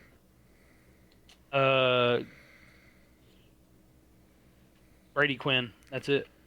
Colt Brennan, motherfucker. That's the Hawaii dude. That's the I was talking about. Yeah, Colt Brennan.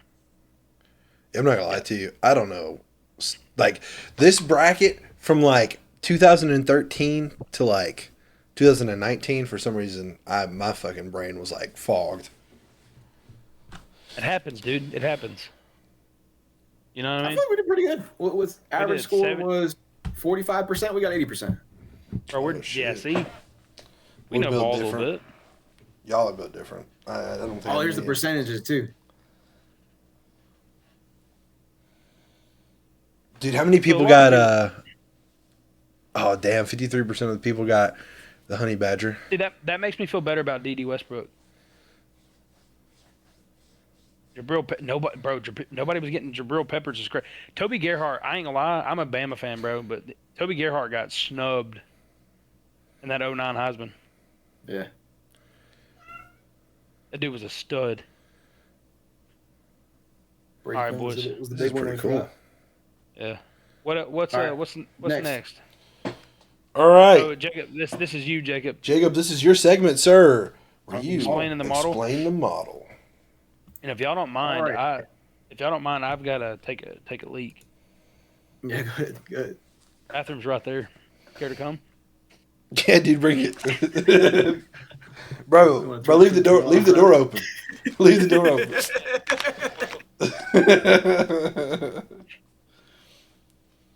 All right, so over the last year and a half here, I have been developing a model here to predict the spreads of games and money line as well, and it has been very accurate. It's still kind of in a testing phase there, so I feel like next year especially is when we're really going to hit it hard in terms of percentages. But right now here, we're looking at about 60% against the spread with this current model, which is basically unheard of in most of the industry. And most analysts here are usually between 50 and 55% against the spread with most of their picks.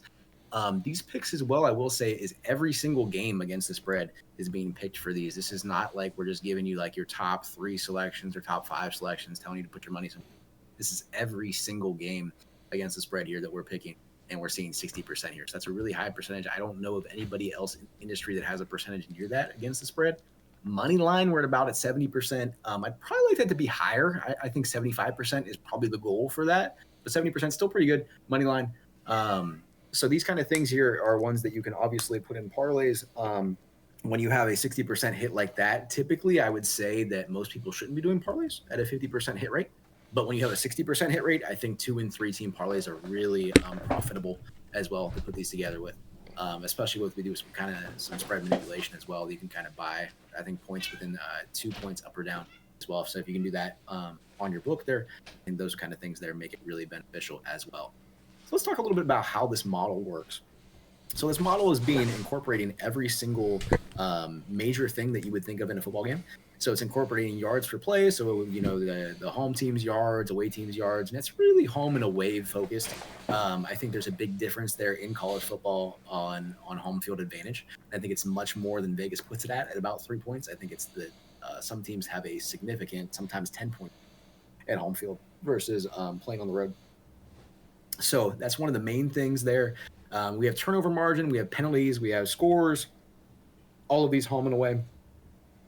Excuse me.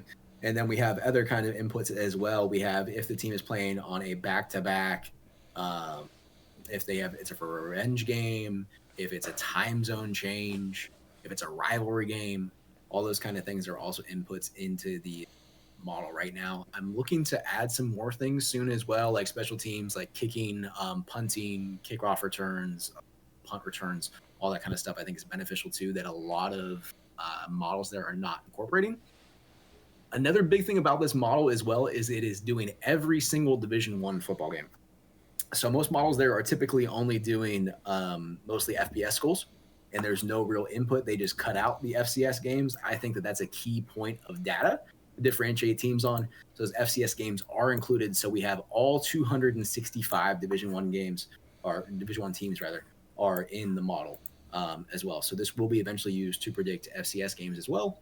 Especially if you're watching the FCS playoffs right now, this can be probably not used this week, but maybe next week for their games as well as something that I'm definitely working on too. So I'm excited for all of that. I think in the future, I kind of want to incorporate some other things as well to bring more balance to like rushing teams and passing teams. I think some teams are underestimated that are typically like the triple option teams like Army, Navy, that I want to give them a little bit more juice, I think, by changing the metrics a little bit. So all those kind of things are incorporated. And the big thing about these as well that I didn't mention is that there's no preseason ranking. So a lot of models, especially like FBI, are heavily based on preseason rankings. And you'll especially see teams will lose.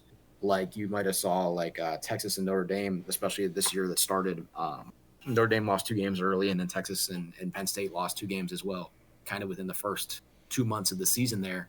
And they were still basically ranked in the top 5 of FPI.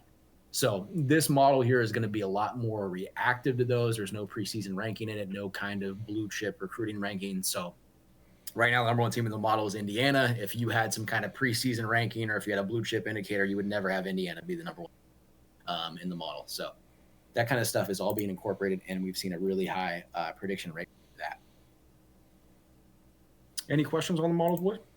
Or anything I didn't mention that you think I should? No, but what I will tell you guys is listen. This man knows his shit, okay? He hits. We did a test. He hit us up a freaking few weeks ago. We've used this across some platforms. We've cashed, okay? We've cashed, Cash all right? big, baby. So when you want to come in and you think, oh, who do we need to listen to figure out our picks for the week? What should I think of? What should I do? You come and see us. You come and listen. You come and go to Wiz. You see the wisdom. The man's been developing this for the past year plus.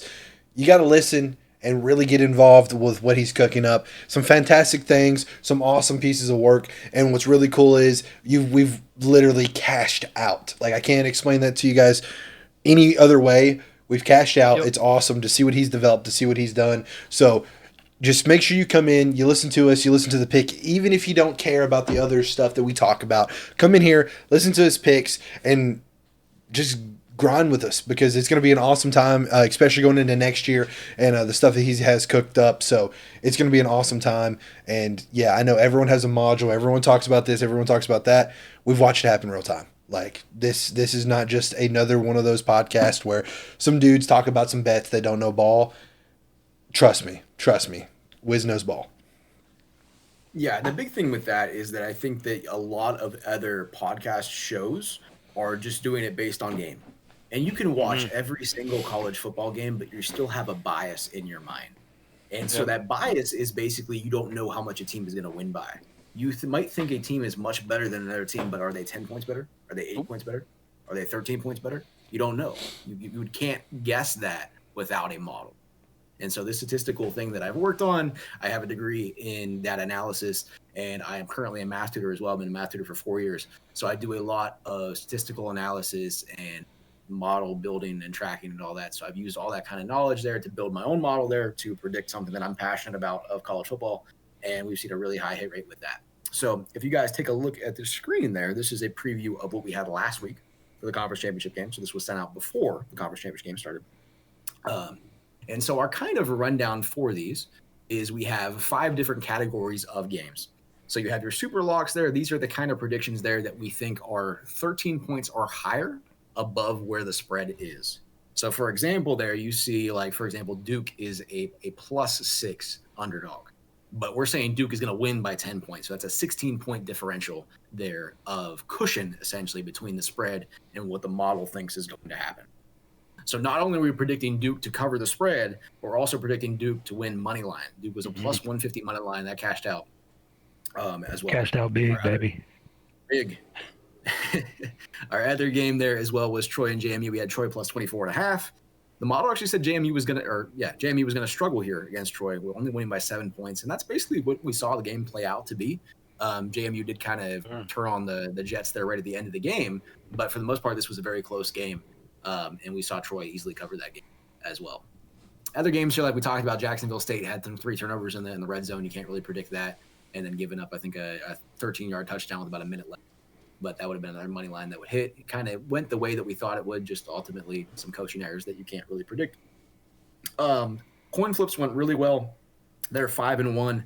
We had Georgia -2.5, UNLV +7.5 didn't hit, but Texas Tech -12.5, Indiana +6, Tulane +3.5 all hit as well. So that puts us at a total of 6-3 for the week, 66.7%, and 6-3, 66.7% for money line as well. Just to kind of break down these other categories, we said super locks was a 13-point cushion above the spread as well. Locks is between a 10 and 13-point cushion of the spread. Strong leans is between a 7 and 10 cushion, and then leans are between 3 and 7-point cushion between the spread and what the model thinks.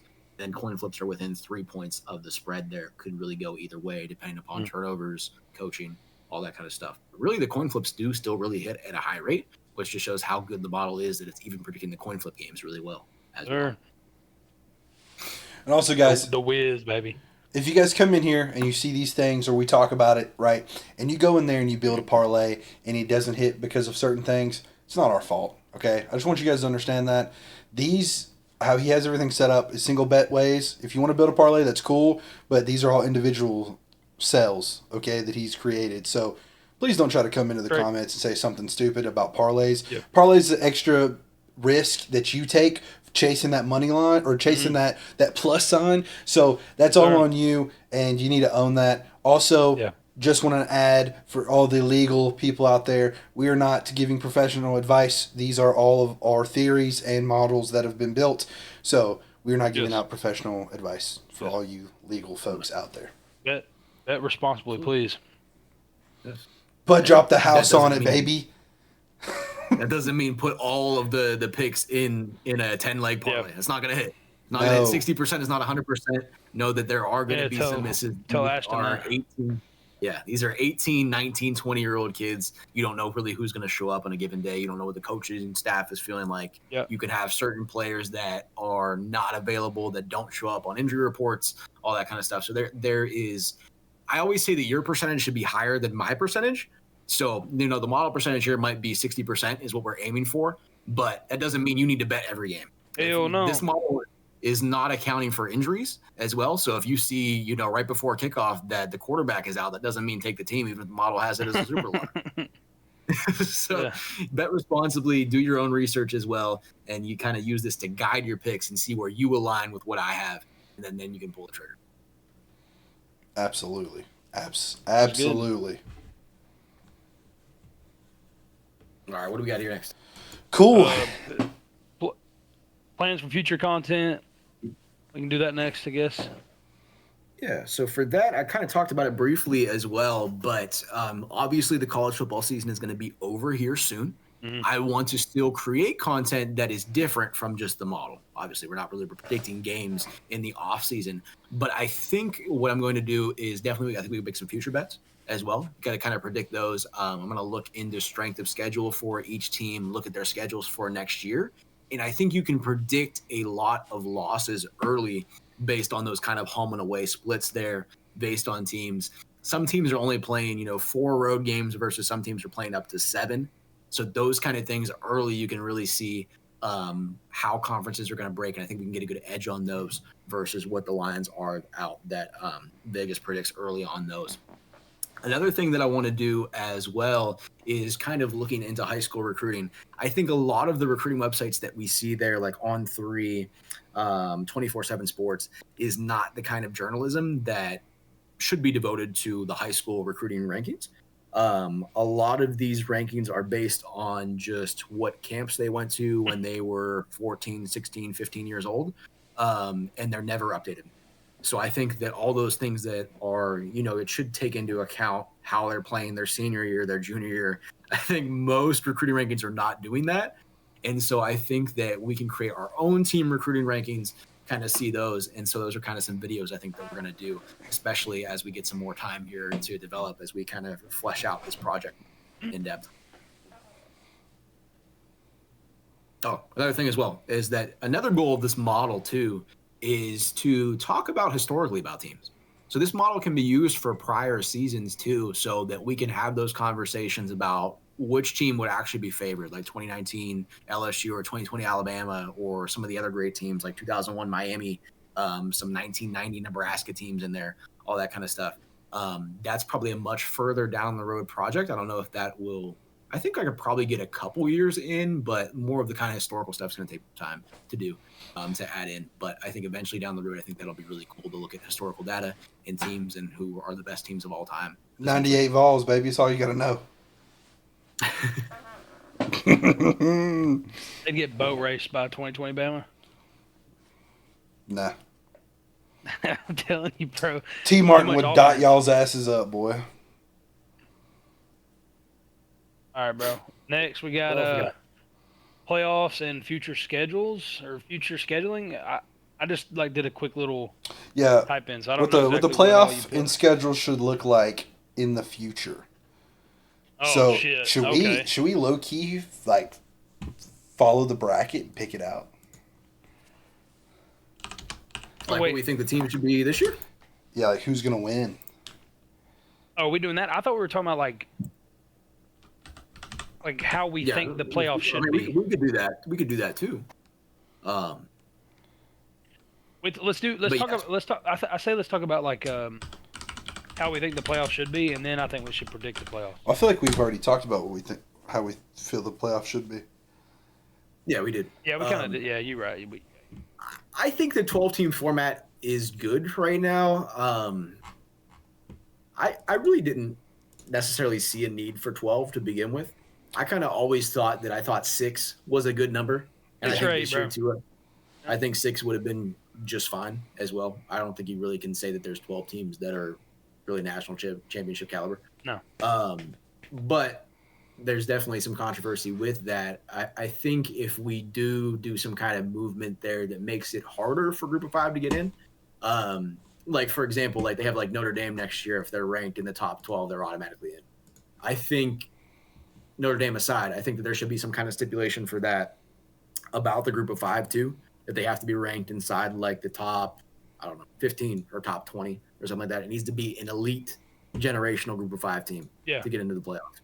And Tulane and JMU are not generational elite Group of 5 teams. So I think if you got rid of Tulane and JMU, I think there'd be a lot less controversy. You would have Notre Dame in. You'd probably have Texas in. And I think a lot more people would be happy with the playoff bracket. Yep. That's my whole thing with the playoffs is I think it should be less teams. I think 6 to 8, kind of like you said. No auto bids, just straight seeding, 1 through 8, 1 through 12, whatever it may be. I say no Group of 5s. I think Group of 5s should have their own shit. To me, there's a reason there's a reason that's cool. So you don't want to incorporate any of the champions? Well, I mean, you would think that any Power Four conference champion will be in the top 8 or 12. You would think, but Yeah, I don't know. I think it just creates an issue that kind of like with Duke this year. I mean, Duke wasn't going to get in, but say Yeah. if Duke was 9-4 instead of 8-5, would Duke then be in? I mean, I don't know. My thing is I think that I like the rule of if you win that conference game, you get in.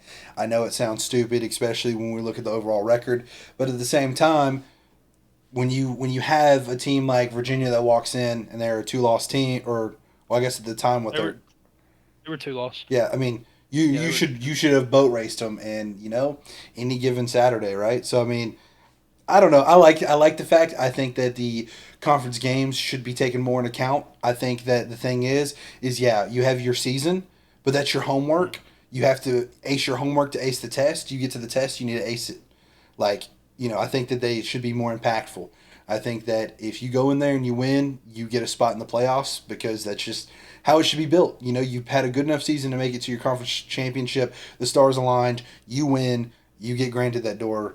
You get to go in. Now, yes, are you going to have some stupid teams that make it? Absolutely. But that's also a part of the college football narrative, right? I mean, as far as the playoffs go, like we're trying to, and ESPN's trying to make it to where the college football playoffs is a version of March Madness, and I think if we're gonna have it with this many teams, you might as well open the door and let it happen.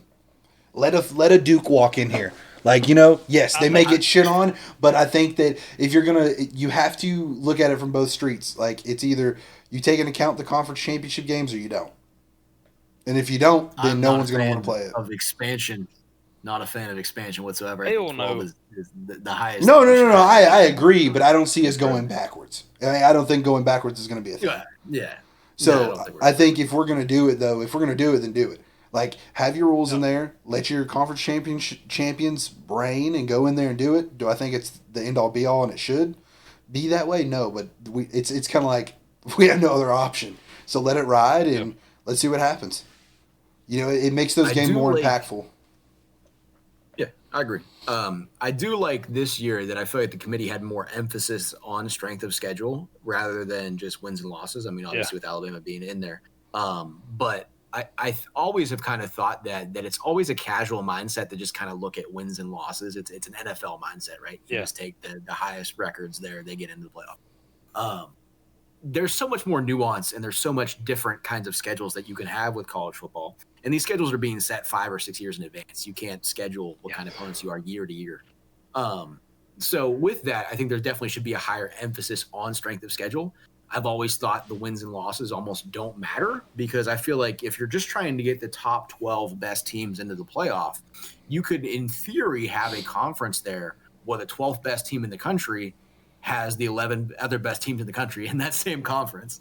So they may go 0-12, but they could still be the 12th best team in the country, essentially. Is always kind of what I thought about. So I don't necessarily think that just counting wins and losses that you have a team that's 3-9 doesn't necessarily mean they're a bad team. What's their schedule? Like you have like Arkansas this year, for example, has a very bad record, but they're still a decent football team. Yeah, I mean they had like what 6 1-possession games that they lost. Hell, probably, huh? Oh yeah, almost all of their losses. Almost all of them. Same thing with Auburn. Fuck Auburn, but same thing with Auburn. Yeah. Yeah. All right, guys. So I got the bracket pulled up. Okay, so I guess you will work from the top right to the the top left to the bottom right. Okay. So first game is number 9 seed Alabama versus number 8 seed Oklahoma. Who do we have winning that game? I'm taking. I mean, I got to do it, but seriously, I believe Bama gets this one. I think if we can protect the football, don't have turnovers, because I don't know if y'all remember, but Oklahoma had 1 offensive touchdown in that last matchup. They had a pick 6, and then they had 3 field goals. If we can protect the football, I think Bama wins. I don't think we lose to them twice. Yeah, this is probably the hardest game to predict. I'm not using the model for this. These are all just my personal opinion. I would probably definitely say Alabama here if we hadn't seen the way that Alabama's been playing in the last 3 or 4 weeks there. I think you see a different version of Ty Simpson than we did in the first 3 months of the season. In these last couple months they're very banged up injury-wise. Is Jam Miller going to play? Is Josh Cuevas going to play? All those kind of other players that are also dealing with kind of lingering injuries. what is the health of the team going to look like against Oklahoma? And honestly, against Oklahoma, that's something that we didn't mention that I've been meaning to mention too, is that Oklahoma, I feel like, shouldn't have even gotten in the playoff. They were outgained by 200 yards in that game, but they won by Alabama. And most models that you saw there moved Alabama up after the loss because they played so well in the loss. So with that kind of in mind, I felt that Texas should have gotten in over Oklahoma or, at least Notre Dame, if we're still going with the 2 group of 5 route, because Texas beat them by 17 and they have better wins against Vandy and in Texas A&M. So I don't necessarily even think Oklahoma should have even gotten in. I think it was kind of disappointing to even see that they were still a lock, especially after they played really poorly against LSU in the last week of the season where they only won by 4. But with all that kind of said there, I would have definitely said Alabama if we didn't see the kind of state that they were in at the SEC championship. So I think this game's really a toss-up. So with all that said, I feel that Alabama will be healthy for this game, hopefully, and we'll go with the Tide. Are we doing scores too, or no? No, we're just gonna pick the thing. We're encroaching the 2-hour mark, so gotta be a little quick at the hip. Hey, it's hard to beat a team twice, especially in the SEC. So give me Alabama. They're gonna take it to them. They're gonna whoop some tail. We're gonna see a BTA where, like you said, I think they're gonna be healthy, and I think it's gonna be a really good game and kind of a good last win for Alabama. All right. What you got next year? It's criminal. The next one we're gonna drop down and we're gonna see JMU versus Oregon, 12 seed versus 5 seed. Oregon. Yeah, pretty clean cut there, Oregon. I think I'm not even bullshitting you. I think Oregon's about to beat them by like a minimum of 35. Like it's gonna be like absolutely. Honestly, I think the next 3 or the next 2 are going to be pretty easy for us to predict. So from the JMU to Oregon, we're going to go up to the 10 and 2 or the 10 and 7 seed. We have University of Miami and Texas A&M. I think it's A&M all day. I don't think there's any question on what's going to happen there. I don't know, bro. What do you mean? This is going to be a good game, I think. It's gonna be a good game. I kind of am thinking money. I obviously haven't seen the model or anything, but I kind of think the model would probably go with Miami money line here. A&M has played nobody. Miami's been playing good, and A&M they didn't really play nobody, and the one team they played that was decent, Texas, beat them at their house too. Yeah, I just don't see Miami pulling it off. I'll be honest with you. I think it's gonna be a good ass game. I don't think it's gonna be a blowout in any direction. I think it's gonna be that point spread I'm looking at. It's 3.5 Texas A&M right now. I can see that, like any 3 to 6 point win, 3 to 7 point win. I'm telling you right now, okay? It'll be close for sure. Just my opinion. A&M by 10. I can see it. I mean, okay. A&M by 10. I like it. I'm gonna go A&M, but it's gonna be a close one. I'm gonna say Miami money line. I think the two are probably a factor of this is how healthy is A&M's quarterback as well. He got banged up there in their last game against Texas. So I don't know what his status is. I haven't looked into anything like that, but it's something to monitor for sure. All right, we're going to drop down to the number 11 seed Tulane goes against number 6 Ole Miss. Ole Miss is not going to have Lane Kiffin for this run. So what are we thinking? And it won't matter. Ole Miss. I think the game will be closer than the first one. I don't think that they're going to win by 35 again, but they probably still win by 20 or so. I say, Ole Miss by 2 scores. I say, What I love about this, though, is this is kind of pretty cool because, again, in a sense, it's hard to beat a team twice. So it's kind of funny to see Ole Miss and Tulane tie up again. For the lulz, man, I know it's not going to happen, but give me Tulane. I think it'd be freaking hilarious. They come in and get a win and they get dog walked by Georgia, but I think it'd be a cool little win for to cap off the Ole Miss season after everything that's been going on. I'll take Tulane to win that. Go Green Wave, dude. The Green Wave, baby, is where I graduated I will say high school. Tulane is they have my favorite colors. Oh yeah, dude, they're freaking baby blues, dude. Oh. That dude, that's probably like the most elite uniform matchup ever, right there. Tulane and Ole Miss. Yeah. They're fucking. That's pretty dope. All right, guys, we're gonna jump up back to the top left. We're gonna have the number 1 seed University of Indiana versus the number 9 seed Alabama. What are we thinking? Indiana. They're the best team in the country. I mean, I have to say Bama. I'm gonna say Bama. I think have we to. see an elite showing by Indiana to move them forward. I will say this: out of every team in this bracket, Indiana and Ohio State are the only two teams I'd be okay with losing to. We're not losing to Georgia again if we match up against Georgia, but Indiana's offense is elite. Obviously, they have the Heisman winner, but that defense is elite too. they did just lose.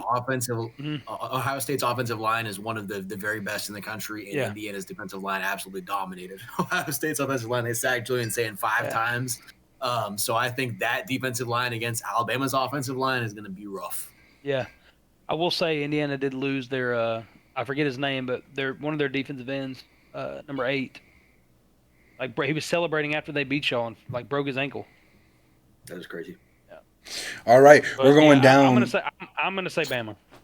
Yeah, we know what you're going to say, Bama, man. Anyway, we're going to go down to number 4 seed Texas Tech versus number 5 Oregon. Oregon. Dude, I'm gonna be honest with you. I like Tech. The reason I- Dude, why did you just say Oregon? Who? You. Did you say like Oregon? Tech? I said I like Tech. Oh, I swear that somebody maybe it was Wiz that said Oregon. No. I think every game you can go back and look. Every good team Oregon played this year, they struggled. And dude, that's 2 high-powered offenses. I think Tech's defense. I think their defense is good enough to get a lot of stops, just like Iowa did. But Iowa's offense can't keep up with Oregon. But I think Texas Tech has the offense to keep up with them, and I think they'll pull it out. Cool. So we're Yeah, I'm advancing. going to go with Tech here. I'm advancing Texas Tech. Tech. Cool. I am as well. Better offense, better defense. If you look on the road here too, especially Oregon has struggled. Penn State double overtime. Penn State obviously wasn't as good as we thought they were this year. Against Iowa as well. Iowa's been a pretty decent team this year, but they still should beat them more than by 18-16 there. I think Texas Tech would have beat them by more. So if you look at if Tech would have played Oregon's schedule, I think Tech's winning these games by more. So I like it. Cool. Carl, Next, I know what I voted for, but we're gonna go with y'all's vote because I'm outvoted at that point. So we're gonna go Ohio State versus Miami. You mean A&M? Did you pick A&M? I picked A&M. Oh, so then we. I picked Miami. I think we both picked. Oh, okay. Then Yeah. yes, it'd be Ohio State versus A&M then in that one.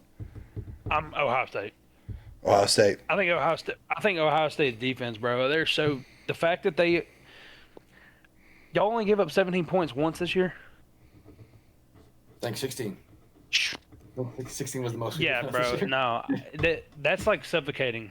Like Marcel Reed can't do that. He can't. He's not going to beat that defense. So no. All right. I'm going Ohio State by a mile. Again, this is just unfortunate with the way that the bracket plays out. But Texas A&M in the Cotton Bowl is basically a home game for them. It's just kind of unfortunate. Yeah, y'all be all right, bro. All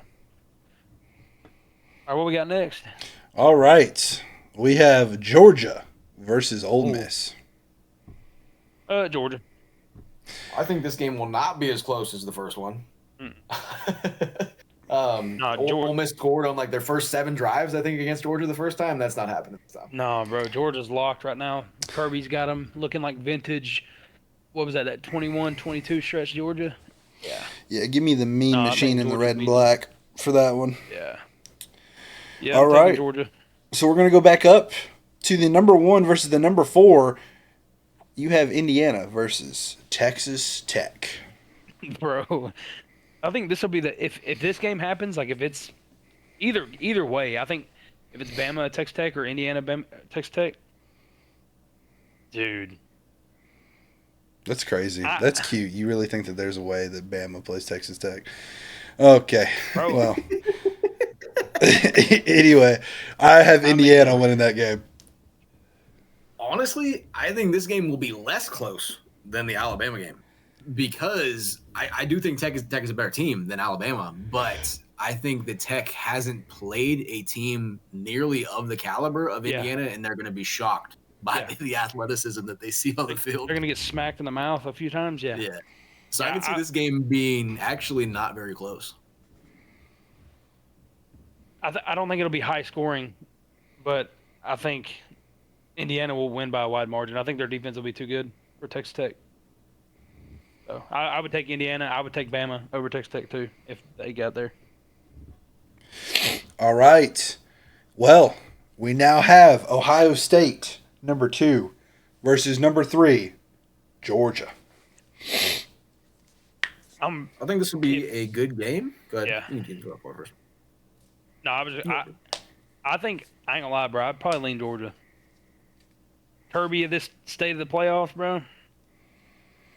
But y'all's offense is too fucking good. I don't know, dude. I really don't know. Well, let me tell you a little story there, Adam. Okay. Tennessee, we went to the playoffs once. And what happened in this playoff run that we got to go on is people started talking shit to Ohio State.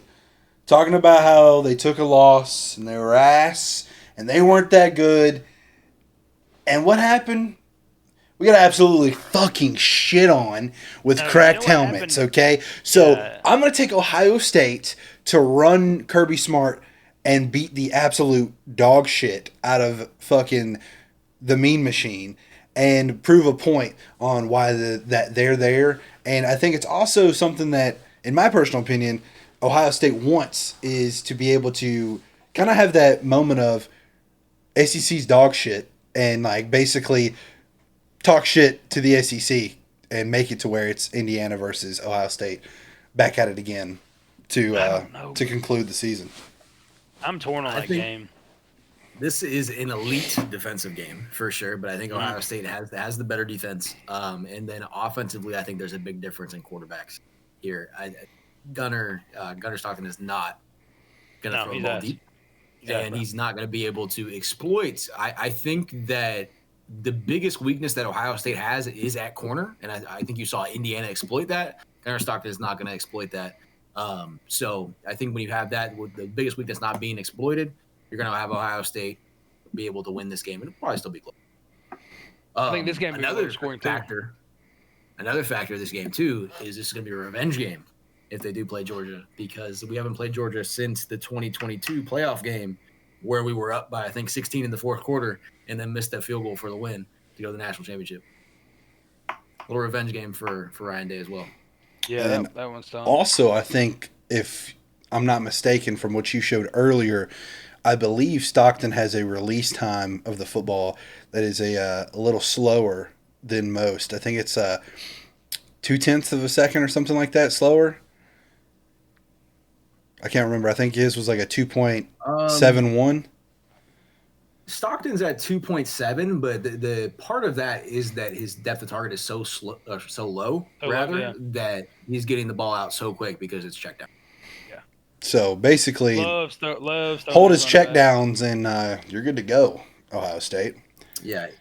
If you look at like the Georgia Tech game, for example, he had 70 yards passing, 3.3 yards per attempt. I think you're going to see a game. I think you're going to see a game like that from him. Yeah. So I mean, you make a good point. So I would probably lean Ohio State because y'all are gonna stop the run, obviously, and Gunnar Stockton is not gonna be able to beat you. So Well, there we like have it, ladies and gentlemen. We have the number 1 and the number 2 meeting again. Revenge game, Indiana versus Ohio State to conclude the season. Holy smokes, what a fucking game that's going to be. I'm going to go ahead and put my pick in. I really love Indiana. I would love to see them make it. But I'm taking Ohio State for a comeback to absolutely nut drag and be like, "Fuck you! You thought you had us," and kind of break the legacy for Sig to make him go back to the drawing board and figure out where he went wrong. I think that the Hoosiers have had a fantastic season. I think it's awesome to see what they've built. But I think Ryan Day is going to say, "Sit down, son. We've been here before, and let me show you what we can do." yeah, if they meet up again, like I've said, like we've all said before, it's hard to beat a good team twice. And I don't think Ohio State would lose again. If it's Bama getting there, tied by a million, baby. I think you have a revenge factor here for Ohio State if they do end up getting to the national championship against Indiana. And then you pair that with they probably should have won the Big Ten championship based on how they played in the fourth quarter. They're moving the ball really well. They make that 27-yard field goal, probably go into overtime. With the way you saw Ohio State moving the ball in that second half, they probably win the game in overtime. So I still think Ohio State's a better team here, but I do like the loss, honestly, because I think it gives them a little bit more juice. They're not just coasting, still undefeated. So I think they're going to be more motivated for this game. And I think you do see Ohio State competing at You know, I just noticed. I like it, Jacob. What's up? Why the hell is You know, almost every team in this college football playoffs red? I know. Like I- every I- colored team's gonna I get tweeted shit that. on. Everyone else I is tweeted- red. I tweeted that the other day when the SEC made a post talking about that we had 5 teams in. Every SEC team that got in were red. Why I the said- fuck I we said gotta be fuck- I said- orange? I said, fuck them orange teams. Fucking I ass. said orange and purple. eight red teams out of 12. That's crazy. You got a green and orange, another green. So you got 3 green teams, bro. And then a purple team. What am I looking at? 1985 SEC champs. the last time you were SEC champ? We weren't No. we weren't even a fucking thought yet. Yeah, we shit on you guys. Roll Tide, 16-14, baby, roll buddy. Tide. We beat Rutgers Tide. 40-0 that season. Holy shit. Damn. We beat Kentucky 42 to Is that nothing. it? You said what now? What else we got here? Was that it? I believe that's it. Hey, I said that. I mean, yeah, that could. We're be at it. 2 hours and 1 minute. Yeah, Let's I feel like talk briefly about Saturday's games. Okay. Briefly, real quick. We have Let the me Army get 'em pulled Navy back up. game. All right. Army Navy game. Yes, sir. And so, haven't fully ran the numbers on this, so some context, but just kind of briefly looking at the model there. Looks like we're gonna have Army money line for this one. You're seeing there, I think Navy -6, and I think the model is gonna say here roughly Army by 3. Yeah. So close game. Close game. You also have Army has revenge from last year. as Yes, well. sir. I'm leaning Army, bro. You got to throw records out the window when you're talking about this game, and I'm leaning Army. Yeah, man. You definitely have to throw the records out for this game. Army Navy, awesome to see every year. Funny enough, I was out eating Mexican food the other day, and I watched from 2007 to 2012 before I left pretty much the slim cut version of all those games that have been played. It's pretty funny to see the physicality from both sides. They have a really cool tradition where they do some cool stuff with the recruits from officer school and stuff like that. So I love this game. Think it's awesome. But if I'm being completely honest with you, my little brother became a Marine this year. Marines are a detachment from the Navy. So give me the Navy to win. Hey, God bless our troops. God bless every single person that signs up, keeps us safe, fights the good fight. Has to pay the ultimate sacrifice. Everything that you guys do, it's freaking awesome, man. Phenomenal. But give me Navy. I love my Army boys. My grandfather is a Army vet, so I love you guys. But I think it'd be cool to see Navy take the dub, and I love how physical this game is. It's always fun to watch, and kind of cool how it doesn't matter how much they shit talk. They don't really shit talk. They respect each other, but it's kind of funny because the rivalry. They're like fucking Navy boys, and you got the ragtag Army guys. So it's cool to see them to come together at the end to show nothing but love. Absolutely. Our other game there on Saturday we have is Boise State and Washington as well. Spread here is Washington -10. Again, I haven't fully ran the numbers there, but just kind of briefly looking at the model there. It's looking like we're probably going to go with Boise here. Plus, Really? yeah, maybe don't have as much of a motivated Washington team there as you would think. Kind of this is a really early bowl matchup. I feel like we typically don't have bowls this early. Might be wrong. Yeah. Especially the same weekend as Army and Navy. But I think there with a quick turnaround there, Boise's coming off that Mountain West Championship win they just played last week versus Washington hasn't played in 2 weeks. I think they're going to see a closer than expected game. So this is a tough game, dude, because Washington, they're a weird ass team, dude. They beat the hell out of one team one week and then turn around the next week and lose to a team like Wisconsin, who literally could not score an offensive touchdown for like 3 weeks, and then they lose 13-10. So, Really struggled on the road this year. Yeah. We're down by 20 at Maryland before coming back in the fourth quarter. And winning that game, lost at Michigan 7-24, lost at Wisconsin 10-13, and then beat at UCLA 48-14. But that's UCLA. So I think with the struggles on the road versus kind of what we just talked about, it was an unexpected game. Boise. yeah, I'm gonna have to. I'm probably gonna lean. I'm gonna obviously pick Washington to win, but I'm gonna lean Boise to cover. That's it. We got some more games during the week, but I think we'll be back either Sunday or Monday to talk more about those. Absolutely. I was just trying to look on here, see if there's anything else to talk about, but no. I think we covered everything. That's it, man. It's been a fantastic show, guys. 2 hours and 5 minutes. Hopefully you stuck with us through the whole time. This is our first one, so please drop comments. Let us know what we should change, what we should do different, or maybe some cool things that we can throw in, like games that maybe you guys want to be a part of, or ask us questions, and we'll pull like the top 5 of them and see if we can answer them one by one. But thank you guys for listening. We really appreciate it. I don't know if you Jacob, guys you had got any anything? closing things. Absolutely. No, thank you guys so much for watching. We're gonna try to keep the next episode probably a little bit shorter than this one. I think this one was just more of an introduction, get to know us a little bit, talk about kind of our process. So this one was a little bit longer, but we'll try to keep the next ones a little bit shorter for you guys. I think like an hour and a half or less would be good. Yeah, you guys are also catching us midnight on Central Time Zone, so we're all pretty cooked right now, except for the I was Wiz. about to say. Wiz looks like he can go and run like 10 miles right now. Me, I'm gonna be honest with you. Yeah. I've watched the pink shade underneath my eye grow every time I look at the camera, so I am absolutely cooked right now. Yeah. But dude, this is gonna be an awesome road. I'm happy to be with you two. You fucking knuckleheads. It's gonna be a fun time. It's gonna be a great time, except I don't have to hear you talking about fucking Alabama. I can get over the Ohio State thing, but God, I'm so tired of hearing that shitty ass school. But hey, guys, thank you guys so much for watching. Thank you guys for everything that you guys do for us. And hey, this has been Between the Lines with the boys. Peace.